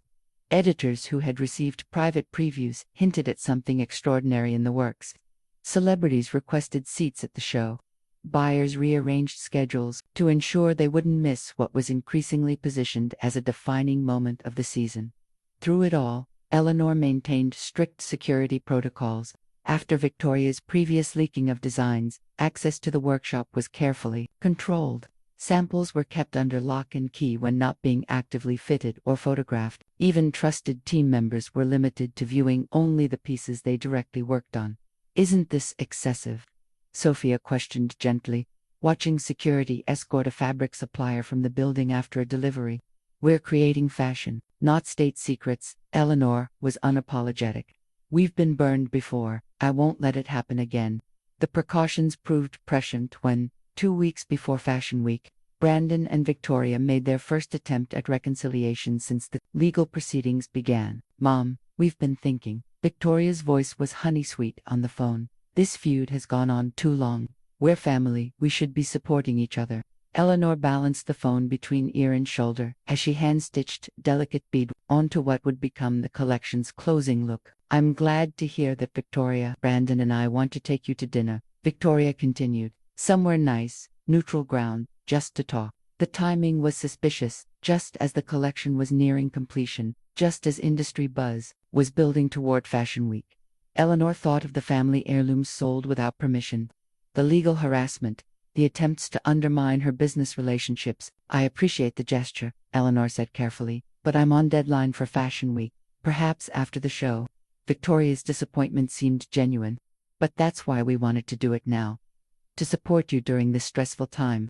We could even help. I know people who could get you major social media coverage, and Brandon has connections with potential investors who might attend. The offers of help confirmed Eleanor's suspicions. This wasn't about reconciliation. It was about gaining access to the collection before its official debut. I'll call you after Fashion Week, Eleanor promised, gently but firmly ending the conversation. That evening, as Eleanor reviewed the production timeline with her team, May pulled her aside. Your son, she said quietly. He tried to hire Louisa away, offer big salary to come work for new fashion company, ask many questions about collection. Eleanor's grip tightened on her clipboard. What did she say, Louisa loyal? She'll tell him no, then tell me everything. May's expression was grave. He's desperate to know what you create. This mean you create something worth knowing? Eleanor nodded, understanding the compliment buried in the warning. Her work had become valuable enough to still a twisted validation of its significance. As she locked the final sketches in the workshop safe that night, Eleanor reflected on how thoroughly her professional triumph had become entangled with personal loss. The collection growing in the workshop was her most honest creative expression, testament to her journey from dismissed hobbyist to respected designer.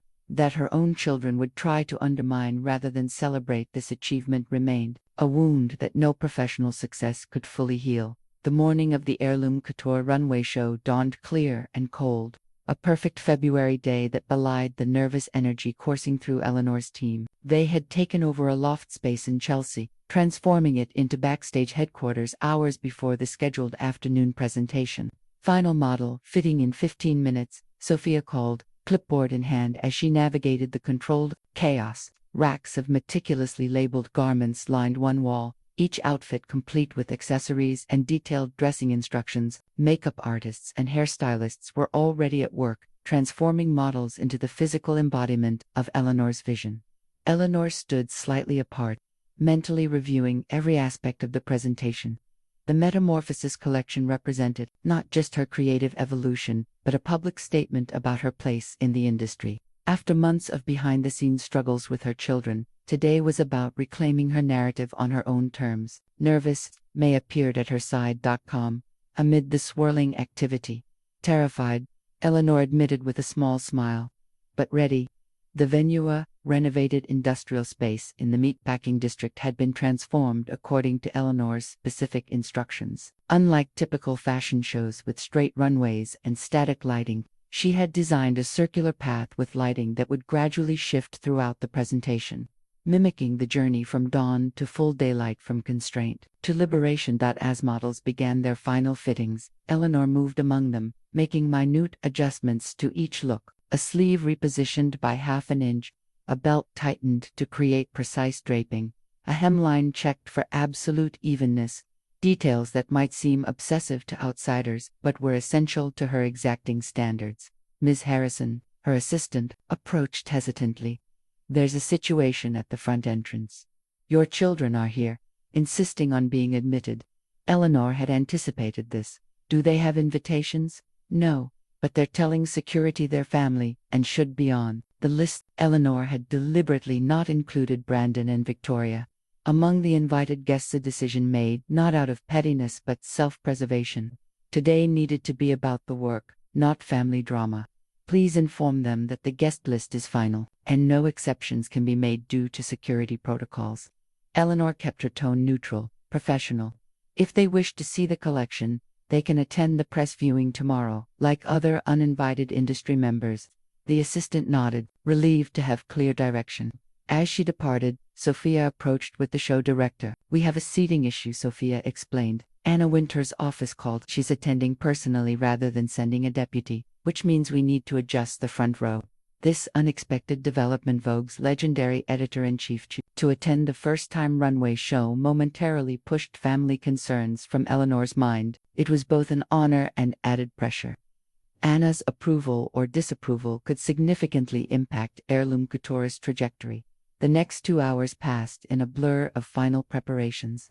Eleanor reviewed the music cues, confirmed lighting transitions, and delivered a brief, heartfelt pep talk to the models. Throughout, she maintained outward calm while internally cycling through every possible disaster scenario. 30 minutes before showtime, Eleanor retreated to a small makeshift office to change into her own outfit, a midnight blue suit from her core collection, chosen to distinguish her from the runway pieces while maintaining brand cohesion. As she fastened her grandmother's silver brooch to the lapel, a knock interrupted her thoughts.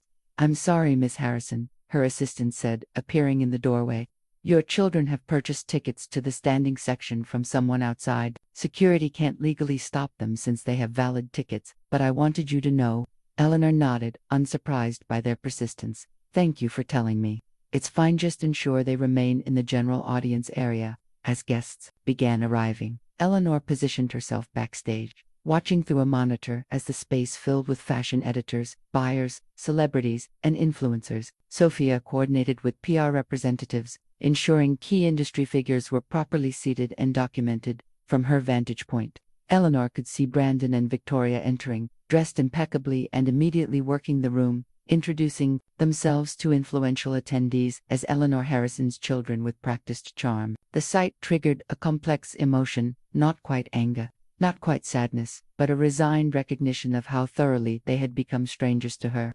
5 minutes, the stage manager announced, initiating final preparations. May appeared at Eleanor's side, surveying the backstage activity with experienced eyes. "You ready to show world who Eleanor Harrison really is?"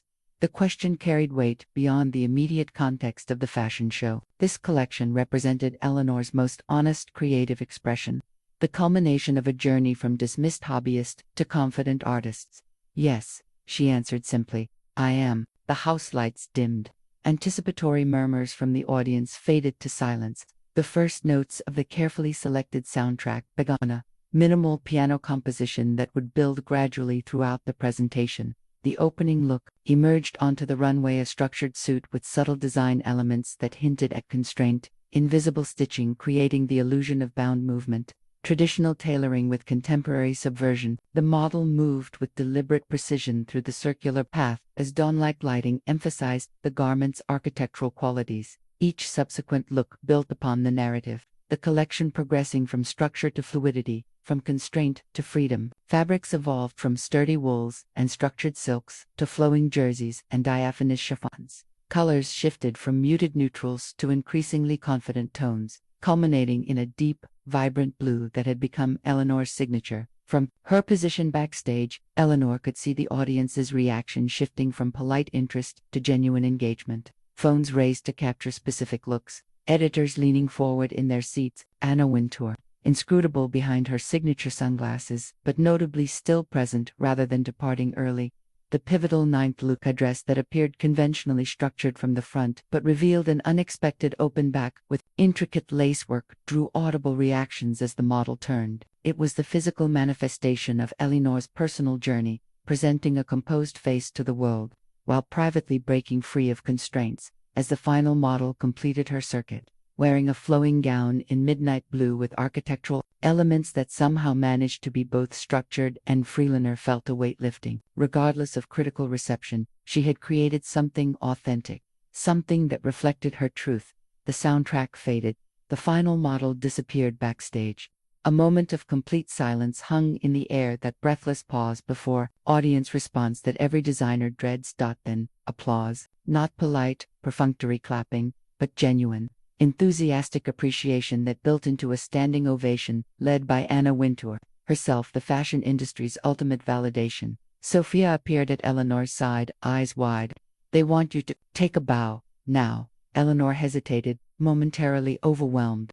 This hadn't been part of her plan. She had intended to remain backstage, letting the collection speak for itself. "Go," May urged gently. "Show face to your work." Taking a steadying breath, Eleanor stepped onto the runway.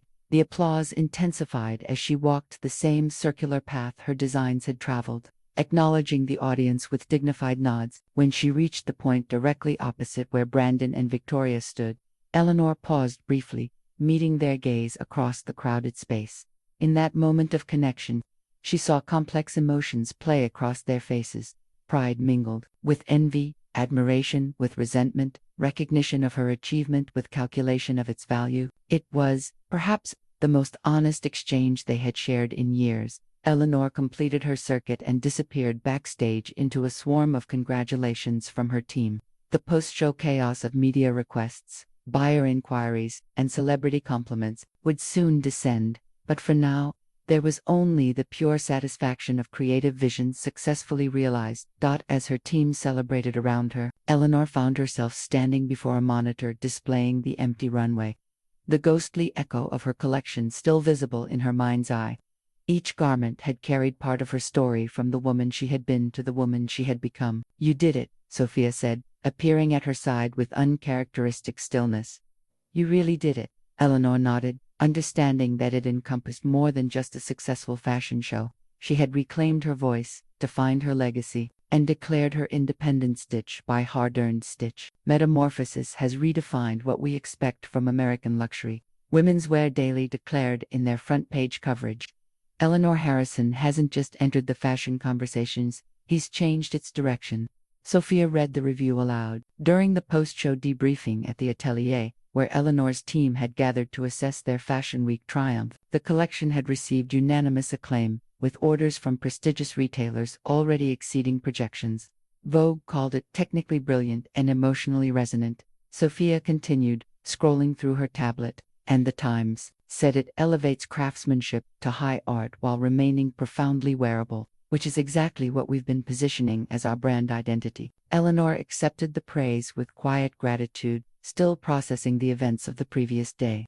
Beyond the professional validation, the show had represented a personal watershed, a public declaration of her artistic voice. After decades of creating in private, we should discuss next steps, Eleanor said, bringing the team's focus to practical matters. The retail orders will require scaled production while maintaining our quality standards, and we need to capitalize on this momentum for the resort collection. As the meeting progressed to logistical planning, Eleanor's assistant appeared in the doorway. "Excuse me, Miss Harrison, your children are here." A ripple of tension moved through the room. Everyone present knew the backstory, the leaked designs, the legal harassment, the attempted sabotage.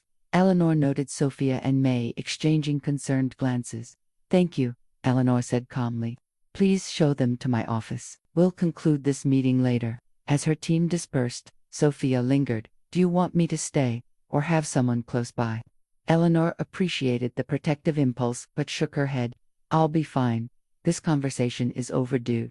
Brandon and Victoria waited in her office, both impeccably dressed and projecting an air of casual confidence that didn't quite mask their underlying tension. Victoria immediately moved to embrace Eleanor, while Brandon offered a professionally firm handshake. "Mom, the show was incredible," Victoria gushed, her enthusiasm seemingly genuine.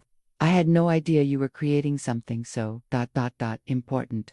"Impressive execution," Brandon agreed, his praise more measured. "The industry response has been extraordinary." Eleanor gestured for them to sit, taking her own place behind the desk, a subtle assertion of her position that wasn't lost on either of her children. "Thank you for coming," she said neutrally. "What can I do for you?" The directness of the question momentarily disconcerted them. Victoria glanced at Brandon, who cleared his throat and leaned forward with the air of someone about to propose a business deal which, Eleanor realized, was exactly what this was.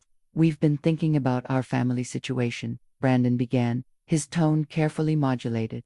The past few months have been challenging for everyone, but your success has created an opportunity to reset our relationship on more productive terms. Eleanor noted his choice of words, productive, rather than healing or loving or any term that might suggest genuine reconciliation. I'm listening, she said simply. Victoria jumped in, her natural impatience showing. We want to be part of Heirloom Couture, Mom, officially. Family businesses are powerful branding narratives. Look at the Ferragamos, the Versaces, the Harrison family could be America's next great fashion dynasty. The naked ambition in her daughter's voice struck Eleanor with its clarity. This wasn't about repairing family bonds. It was about accessing the success she'd built without them. What exactly are you proposing? Eleanor asked, maintaining a neutral expression. Brandon produced a leather portfolio eerily similar to the one he'd brought months earlier, and extracted a document. We've outlined a comprehensive family involvement structure, he explained. Victoria would serve as brand ambassador and social media director, leveraging her influencer connections to amplify Heirloom Couture's digital presence. I would step in as chief strategy officer, focusing on investment relationships and global expansion. He slid the document across the desk. In exchange for our expertise and family name alignment, we'd receive appropriate equity stakes and executive compensation. The Harrison name would become central to the brand identity, strengthening its heritage narrative. Eleanor didn't touch the proposal. Instead, she studied her children's faces, searching for any recognition of how deeply inappropriate their approach was. Not just the timing, but the fundamental presumption that they deserved access to what she had built despite their active attempts to undermine it. Why now? She asked finally. After the legal challenges, after the leaked designs, after attempting to hire away my staff, why should I consider any business arrangement with you? Brandon had anticipated this question. That's all. Water under the bridge. Business is business. We're exploring options to protect family interests. But your success is undeniable now, and alignment is clearly the optimal strategy for everyone. What Brandon means, Victoria interjected, sensing her brother's corporate speak wasn't landing well, is that we're proud of you, Mom. We were wrong about your hobby. She winced slightly at her own word choice before continuing, and we want to be part of this amazing thing you've created. Eleanor stood, moving to the large windows overlooking the workshop floor, where her team was already implementing plans for the collection that had just debuted. Skilled hands cutting patterns, assembling garments, applying the meticulous details that defined Heirloom Couture's aesthetic. Did either of you notice, she asked quietly, that the collection told a story? Brandon looked confused by this apparent non sequitur. The reviews mentioned something about transformation. Metamorphosis, Eleanor corrected, turning to face them. It's about a woman breaking free of constraints to become her authentic self. About shedding expectations imposed by others to create something genuine. She returned to her desk, her decision crystallizing. I built this company from nothing, from a hobby you both mocked into something valuable. I did it without your support, your respect, or your belief in my abilities. Eleanor pushed the unopened proposal back across the desk. If you truly want to be part of Heirloom Couture, you'll need to earn your place like everyone else. Submit your resumes, interview for entry-level positions, learn the business from the ground up. The suggestion landed like a slap. Victoria's eyes widened in disbelief, while Brandon's expression hardened into familiar disapproval. Entry-level, Victoria repeated incredulously. Mom, I have 500,000 Instagram followers. I could bring immediate value to your brand, and I have an MBA and significant investment experience, Brandon added, affronted. You can't seriously expect us to start at the bottom. That's exactly what I expect, Eleanor confirmed. Everyone on my team has earned their position through talent, dedication, and hard work, not family connection. If you value what I've built, you'll respect the culture that built it.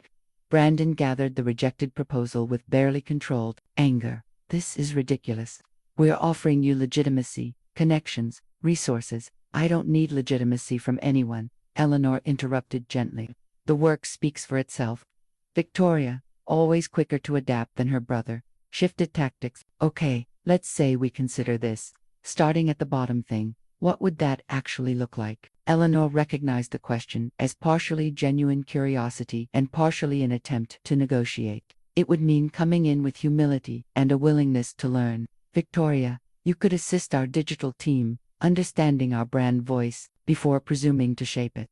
Brandon, you could work with production management, learning how we balance quality with scalability before suggesting growth strategies. She softened her tone slightly. It would mean proving your commitment to the company's values, not just its success. A complicated series of emotions crossed Victoria's face: calculation, wounded pride, and perhaps a flicker of genuine consideration. Brandon, however, had already made his decision. "This is your final offer?" he asked, his tone making it clear he found it insulting. "It's not an offer," Eleanor clarified. "It's an opportunity, the same one available to any talented person who wants to join our team." Brandon stood abruptly. "Then we're done here. Come on, Victoria." Victoria hesitated, glancing between her brother and mother. For a moment, Eleanor glimpsed something vulnerable beneath her daughter's carefully maintained facade, perhaps a recognition of what was truly at stake beyond business considerations. "Victoria," Brandon prompted impatiently from the doorway, with visible reluctance. Victoria rose. "I'll think about what you said, Mom." After they departed, Eleanor remained at her desk, emotions swirling beneath her composed exterior. The conversation had gone essentially as expected. Yet she felt no satisfaction in being right about her children's motivations. A soft knock preceded May's entrance. The older woman said nothing, simply placing a cup of tea before Eleanor and waiting. "They wanted executive positions and equity," Eleanor explained finally. "I offered entry-level opportunities to earn their way in." May nodded. "Correct answer. Wrong question." "What do you mean?" "They ask how to get piece of success," May said, her expression knowing. "Should ask how to repair what broken between mother and children." The simple wisdom struck Eleanor deeply. Her children had approached the situation as a business negotiation, because that's how they'd been conditioned to view relationships, as transactions where value must be extracted. "I don't know if that can be repaired," Eleanor admitted quietly. May shrugged philosophically. "Some fabric tear beyond mending must make new garment from remaining good cloth." She patted Eleanor's hand. "Family not only what born to, also what we choose." As May departed, Eleanor's gaze fell on a photograph on her desk, the Heirloom Couture team celebrating after their first major order, faces alight with shared purpose and genuine connection. Perhaps May was right. Perhaps family could be redefined, expanded beyond blood ties to include those who shared your values and supported your growth. The thought provided small comfort as Eleanor returned to the work at hand, channeling her emotions into what had become both her refuge and her strengths, the creation of something beautiful and enduring from raw materials and skilled hands. 3 days after the negotiation in her office, Eleanor received a text from Victoria. "Can we meet? Just us. Coffee maybe." The request was unexpected. Eleanor had assumed both her children would retreat to nurse their wounded pride, perhaps plotting new ways to leverage her success. Victoria's outreach, coming alone rather than in tandem with Brandon, suggested something different. They arranged to meet at a small cafe near the workshop, neutral territory with enough privacy for honest conversation. Eleanor arrived early, selecting a corner table away from the window. She watched Victoria enter, looking younger somehow, without her usual armor of perfect makeup and carefully curated outfit. Today she wore simple jeans, a sweater, and minimal cosmetics. "Thanks for meeting me," Victoria said, sliding into the chair opposite Eleanor. Her typical breezy confidence was noticeably absent. "Of course," Eleanor replied, studying her daughter's face. "I'm always happy to see you, Victoria." An awkward silence settled between them, a natural consequence of months of conflict and years of superficial interaction before that. They ordered coffee, using the ritual to postpone the difficult conversation ahead. "Brandon doesn't know I'm here," Victoria finally admitted, wrapping her hands around her mug. "He'd be furious. He's been meeting with investors all week for his Harrison Heritage idea." Eleanor nodded, uncertain. Brandon's ambition had always been relentless, a quality Thomas had admired, but that had hardened into something inflexible. "In there, son. Are you still planning to work with him on that venture?" Eleanor asked carefully. Victoria stared into her coffee. "He expects me to. Says we need to present a united front and that family loyalty is non-negotiable." She mimicked Brandon's authoritative tone with surprising accuracy. "And what do you want?" Eleanor asked. The question seemed to startle Victoria, as if she wasn't accustomed to considering her own desires separate from external expectations or opportunities. I don't know, she admitted. That's why I wanted to talk to you. She hesitated, before continuing.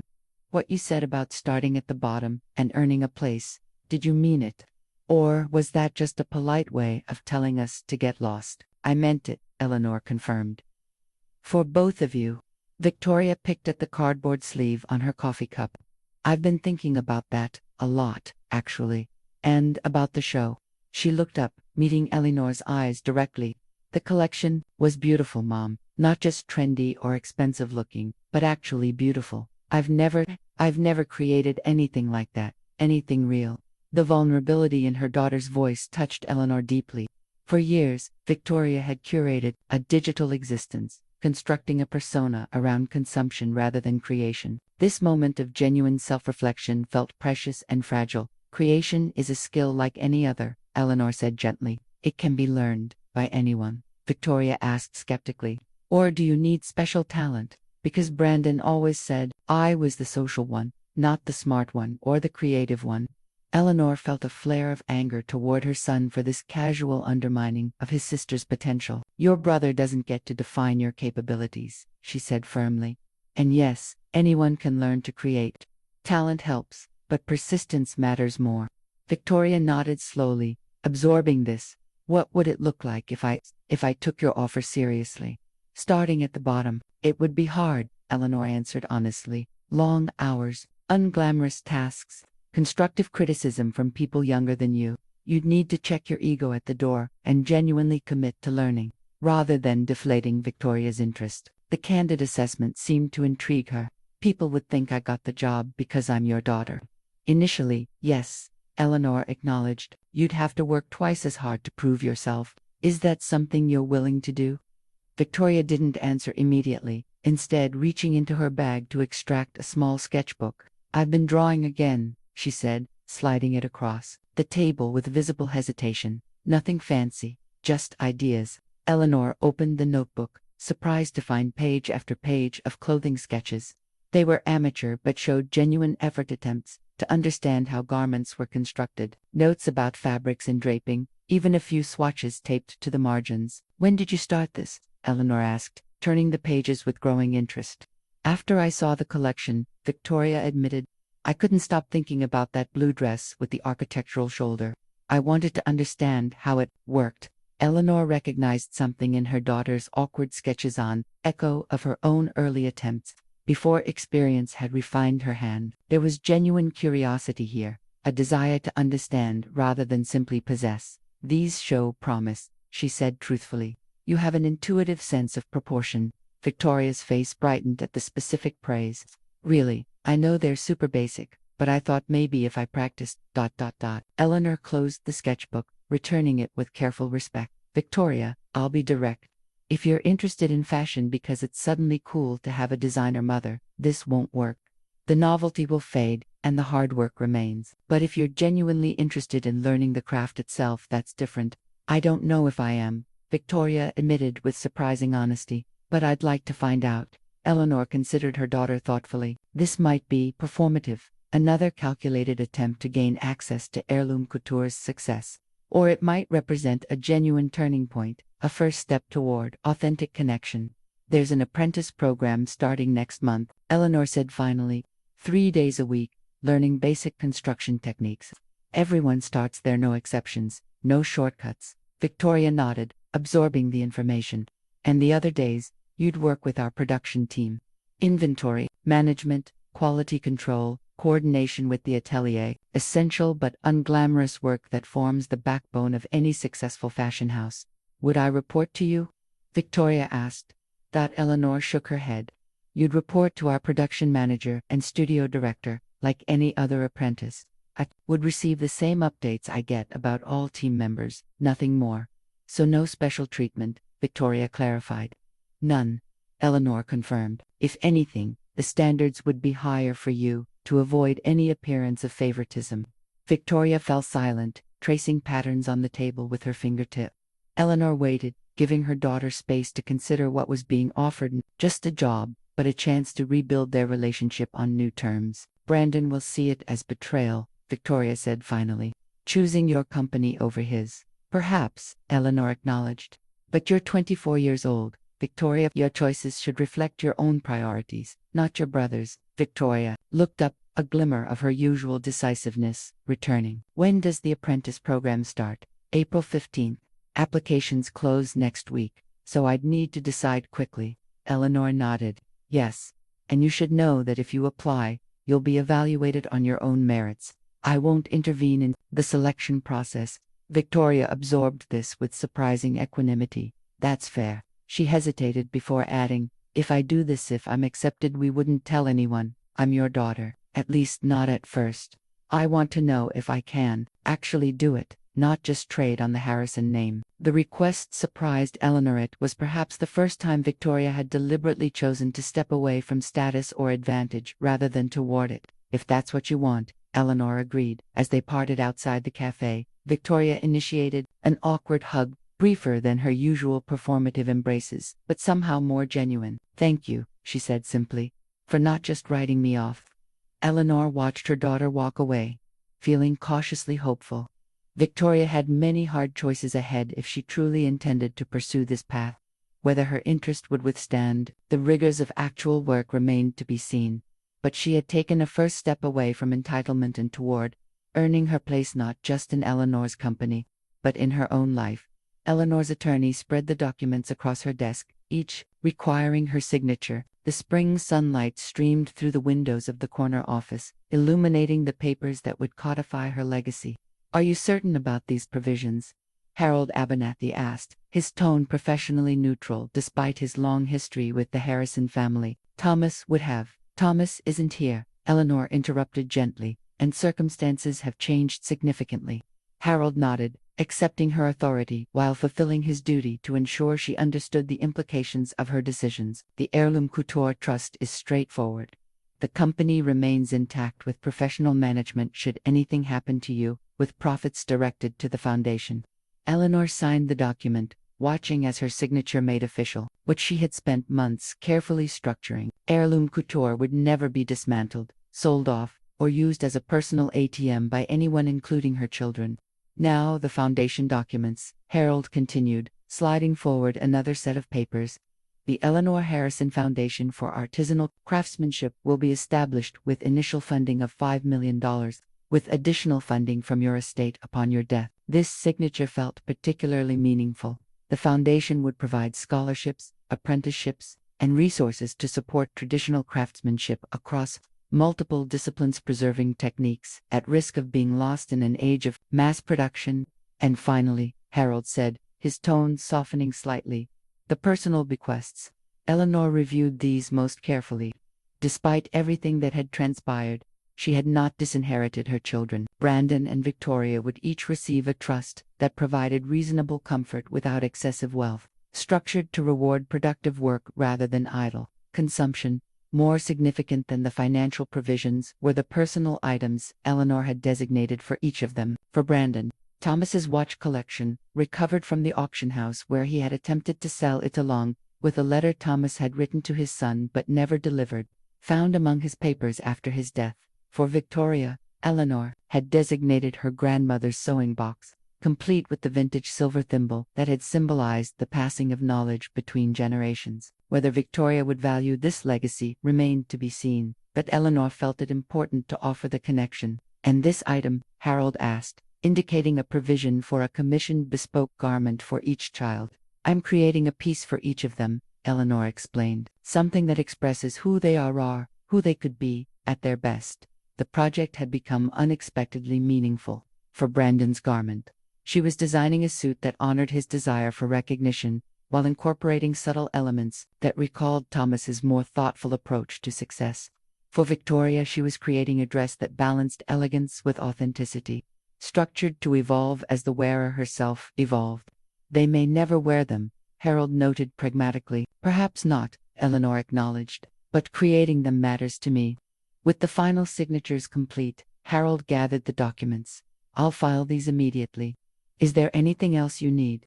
Eleanor hesitated, then reached into her desk drawer. Yes, could you ensure these are delivered to Brandon and Victoria? Not the will itself that remains private, but these letters explaining that I've revised my estate plans. Harold accepted the sealed envelopes with a nod. Of course.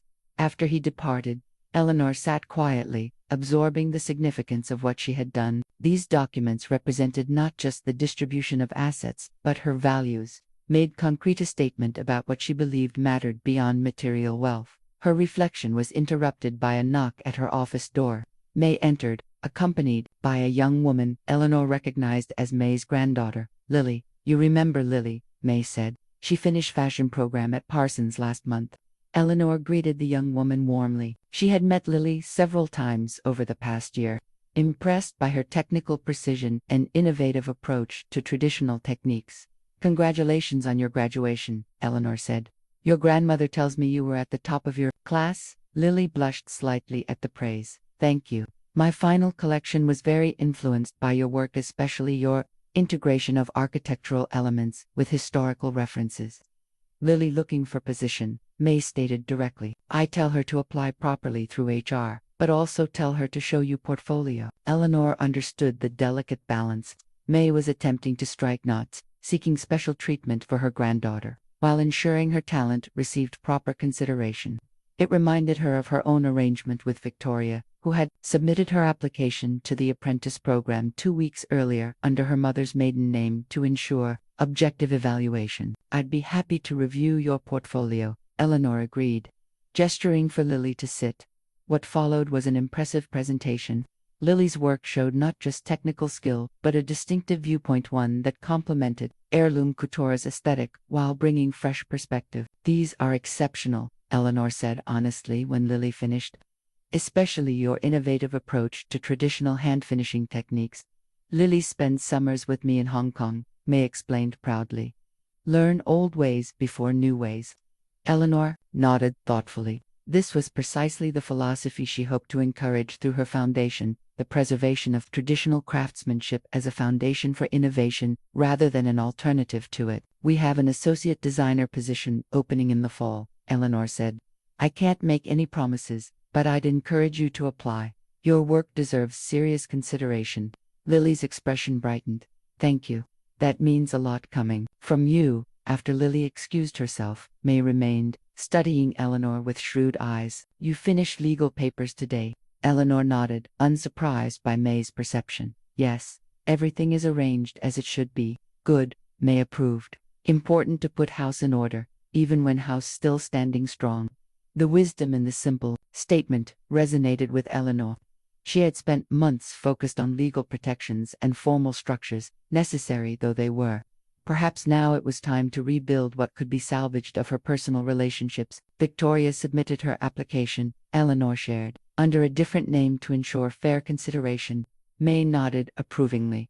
"Good first step. Long road ahead." "And Brandon?" May's expression turned pragmatic. "Some cloth too stiff for gentle shaping. Needs strong crisis to make flexible." The assessment matched Eleanor's own conclusions. Brandon remained entrenched in his attempt to launch Harrison Heritage, aggressively pursuing investors while positioning himself as the true inheritor of the Harrison legacy, a claim that required minimizing his mother's role in building Heirloom Couture. "I haven't given up on him," Eleanor said quietly, "but I can't force him to choose a different path." "Children make own mistakes," May agreed. "Parents cannot prevent, only prepare safety net for after fall." The conversation shifted to business matters: fabric selections for the resort collection, production timelines, staffing needs for their expanding operations. Throughout, Eleanor felt a sense of balance she hadn't experienced in years, the harmony of meaningful work, authentic relationships, and clear purpose. That evening, as Eleanor worked late in her studio apartment, sketching refinements to Victoria's symbolic garment, her phone chimed with a text notification. It was from Victoria. "I got into the apprentice program, starting April 15th. They don't know who I am. Thank you for letting me try this my way." Eleanor smiled at the message, at its simplicity, its absence of manipulation or performance. A small step, perhaps, but in a promising direction. She sent a brief reply: "Congratulations. The work will be challenging, but I believe in your capacity to grow." Setting down her phone, Eleanor returned to her sketching, adding subtle details to the garment's design limits that could evolve and adapt. as its wearer developed new dimensions, the symbolism wasn't lost on her. People, like garments, required room for growth, adjustment, and occasional complete transformation. As for Brandon's piece, she would complete it with the same care and intention, creating something worthy of who he could become, even if he never recognized its value. Some gifts were given without expectation of appreciation, simply because creating them was an act of love. The 2 garments would be finished, preserved, and designated in her will, manifestations of her complex love for her complicated children. Whether they would ever understand the message sewn into each stitch remained to be seen. But Eleanor had done what she could to shape a legacy beyond material wealth, one built on values, craftsmanship, and the belief that creating something of lasting quality was its own reward. 1 year later, Eleanor stood at the podium, surveying the audience gathered for Heirloom Couture's first annual foundation gala. The grand ballroom of the Metropolitan Museum sparkled with candlelight, the assembled guests representing a cross-section of the fashion industry, arts community, and philanthropic world. Craftsmanship is more than skill, she began, her voice steady and assured. It's a philosophy, a belief that how we make things matters as much as what we make. In a world of disposable everything, creating with intention and care becomes a radical act. The past year had transformed Heirloom Couture from rising star to established force in American fashion. The success of the Metamorphosis collection had led to expanding retail presence, international recognition, and a loyal clientele who valued the brand's commitment to exceptional quality and thoughtful design. More meaningful to Eleanor was the launch of the foundation, which had already provided scholarships to 15 young artisans across various disciplines from textile arts to woodworking, metalsmithing to ceramics. Tonight's gala would raise funds to expand these efforts while celebrating the importance of preserving traditional techniques. The Eleanor Harrison Foundation believes that honoring our craft traditions isn't about nostalgia, she continued. It's about creating a future where quality endures, where human hands remain central to creation, and where knowledge passes between generations with respect and innovation. As she spoke, Eleanor caught sight of Victoria, sitting at a table near the front, not at the family table, but with her fellow apprentices from the Heirloom Couture program. In the years since beginning her apprenticeship, Victoria had surprised everyone, perhaps herself, most of all with her dedication and growing skill.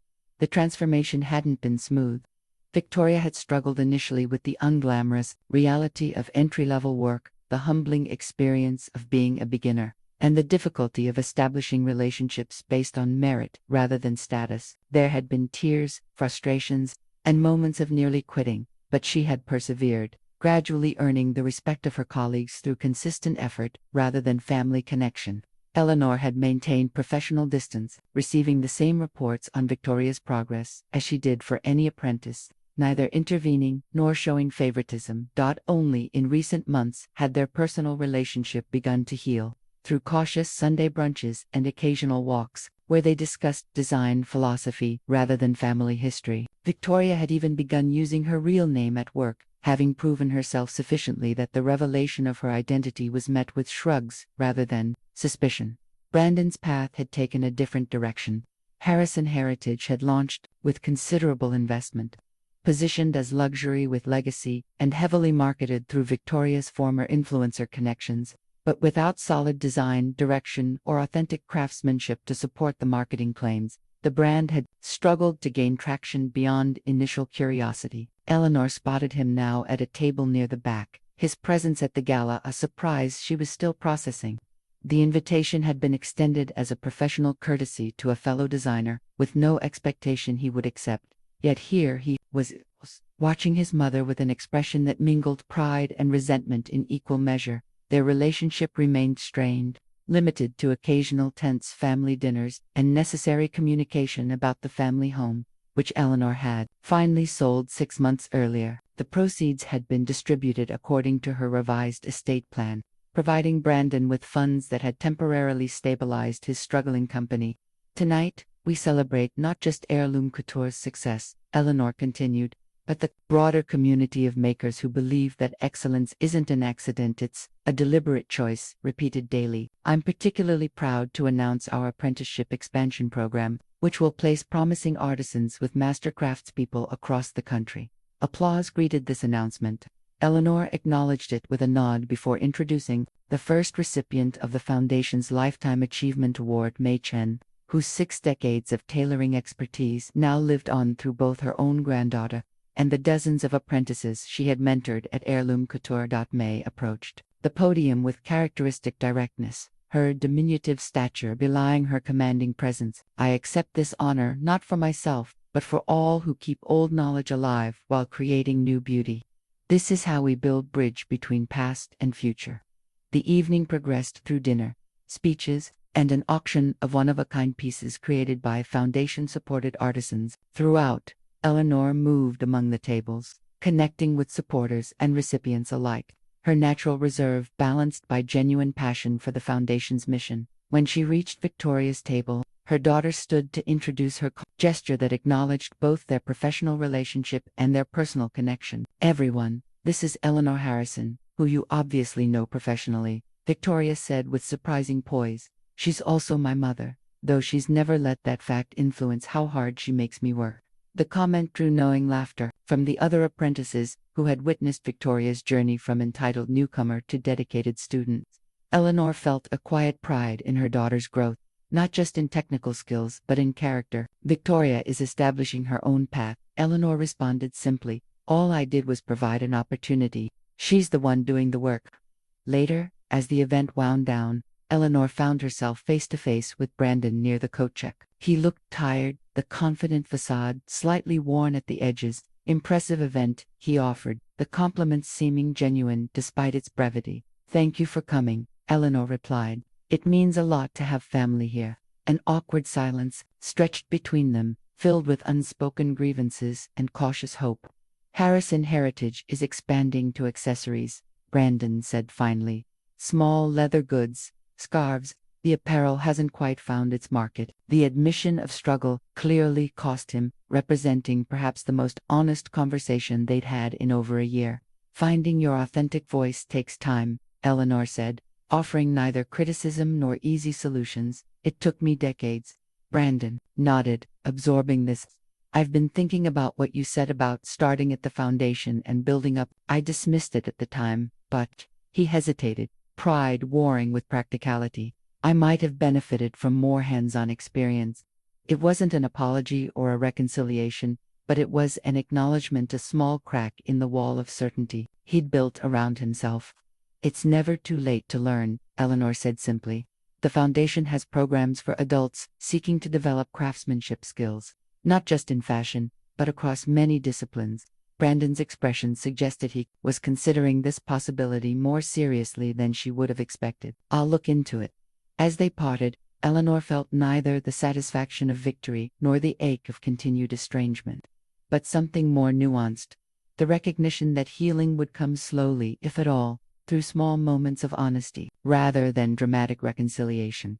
The following morning, Eleanor arrived at her atelier early, enjoying the quiet before her team arrived. She made her way to her private studio at the back of the workshop, a space reserved for her personal design work, separate from the commercial collections. Here, displayed on 3 custom-made forms, stood her most personal creations of the past year. The first was Victoria's garment, originally conceived as a bequest, but now evolved into something she hoped to present in person.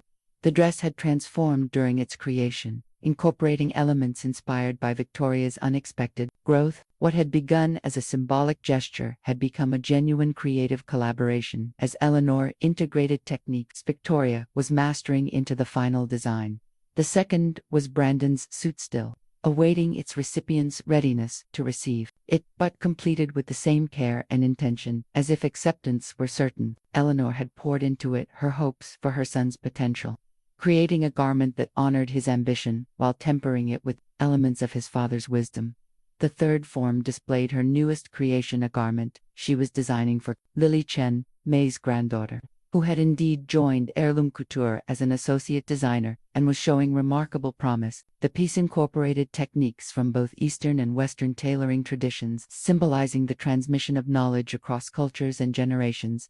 Eleanor ran her hand along the carefully constructed seams of each garment, feeling the physical manifestation of her journey, from a hobby dismissed by her children to a company celebrated by the industry. From a widow seeking reconnection to a woman standing confidently in her own accomplishment, the empire she had built extended, beyond fashion, into the preservation of craftsmanship itself. The legacy she would leave transcended material wealth to encompass values, skills, and opportunities for others to discover their own creative voice. At her desk, Eleanor opened her sketchbook to begin work on Heirloom Couture's next collection. Her pencil moved across the page with the confidence of experience and the excitement of continued discovery. At 60, she was neither at the beginning nor the end of her creative journey, but fully present in its unfolding. Outside her studio, she heard the workshop coming to life, sewing machines starting up, pattern cutters unfolding their tables, apprentices arranging their stations for the day's work.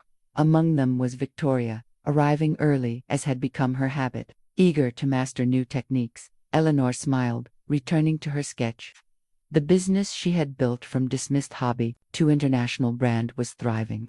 The foundation would ensure that traditional craftsmanship continued beyond her lifetime, and her children were finding their own paths, not the ones she would have chosen for them, perhaps, but authentically theirs.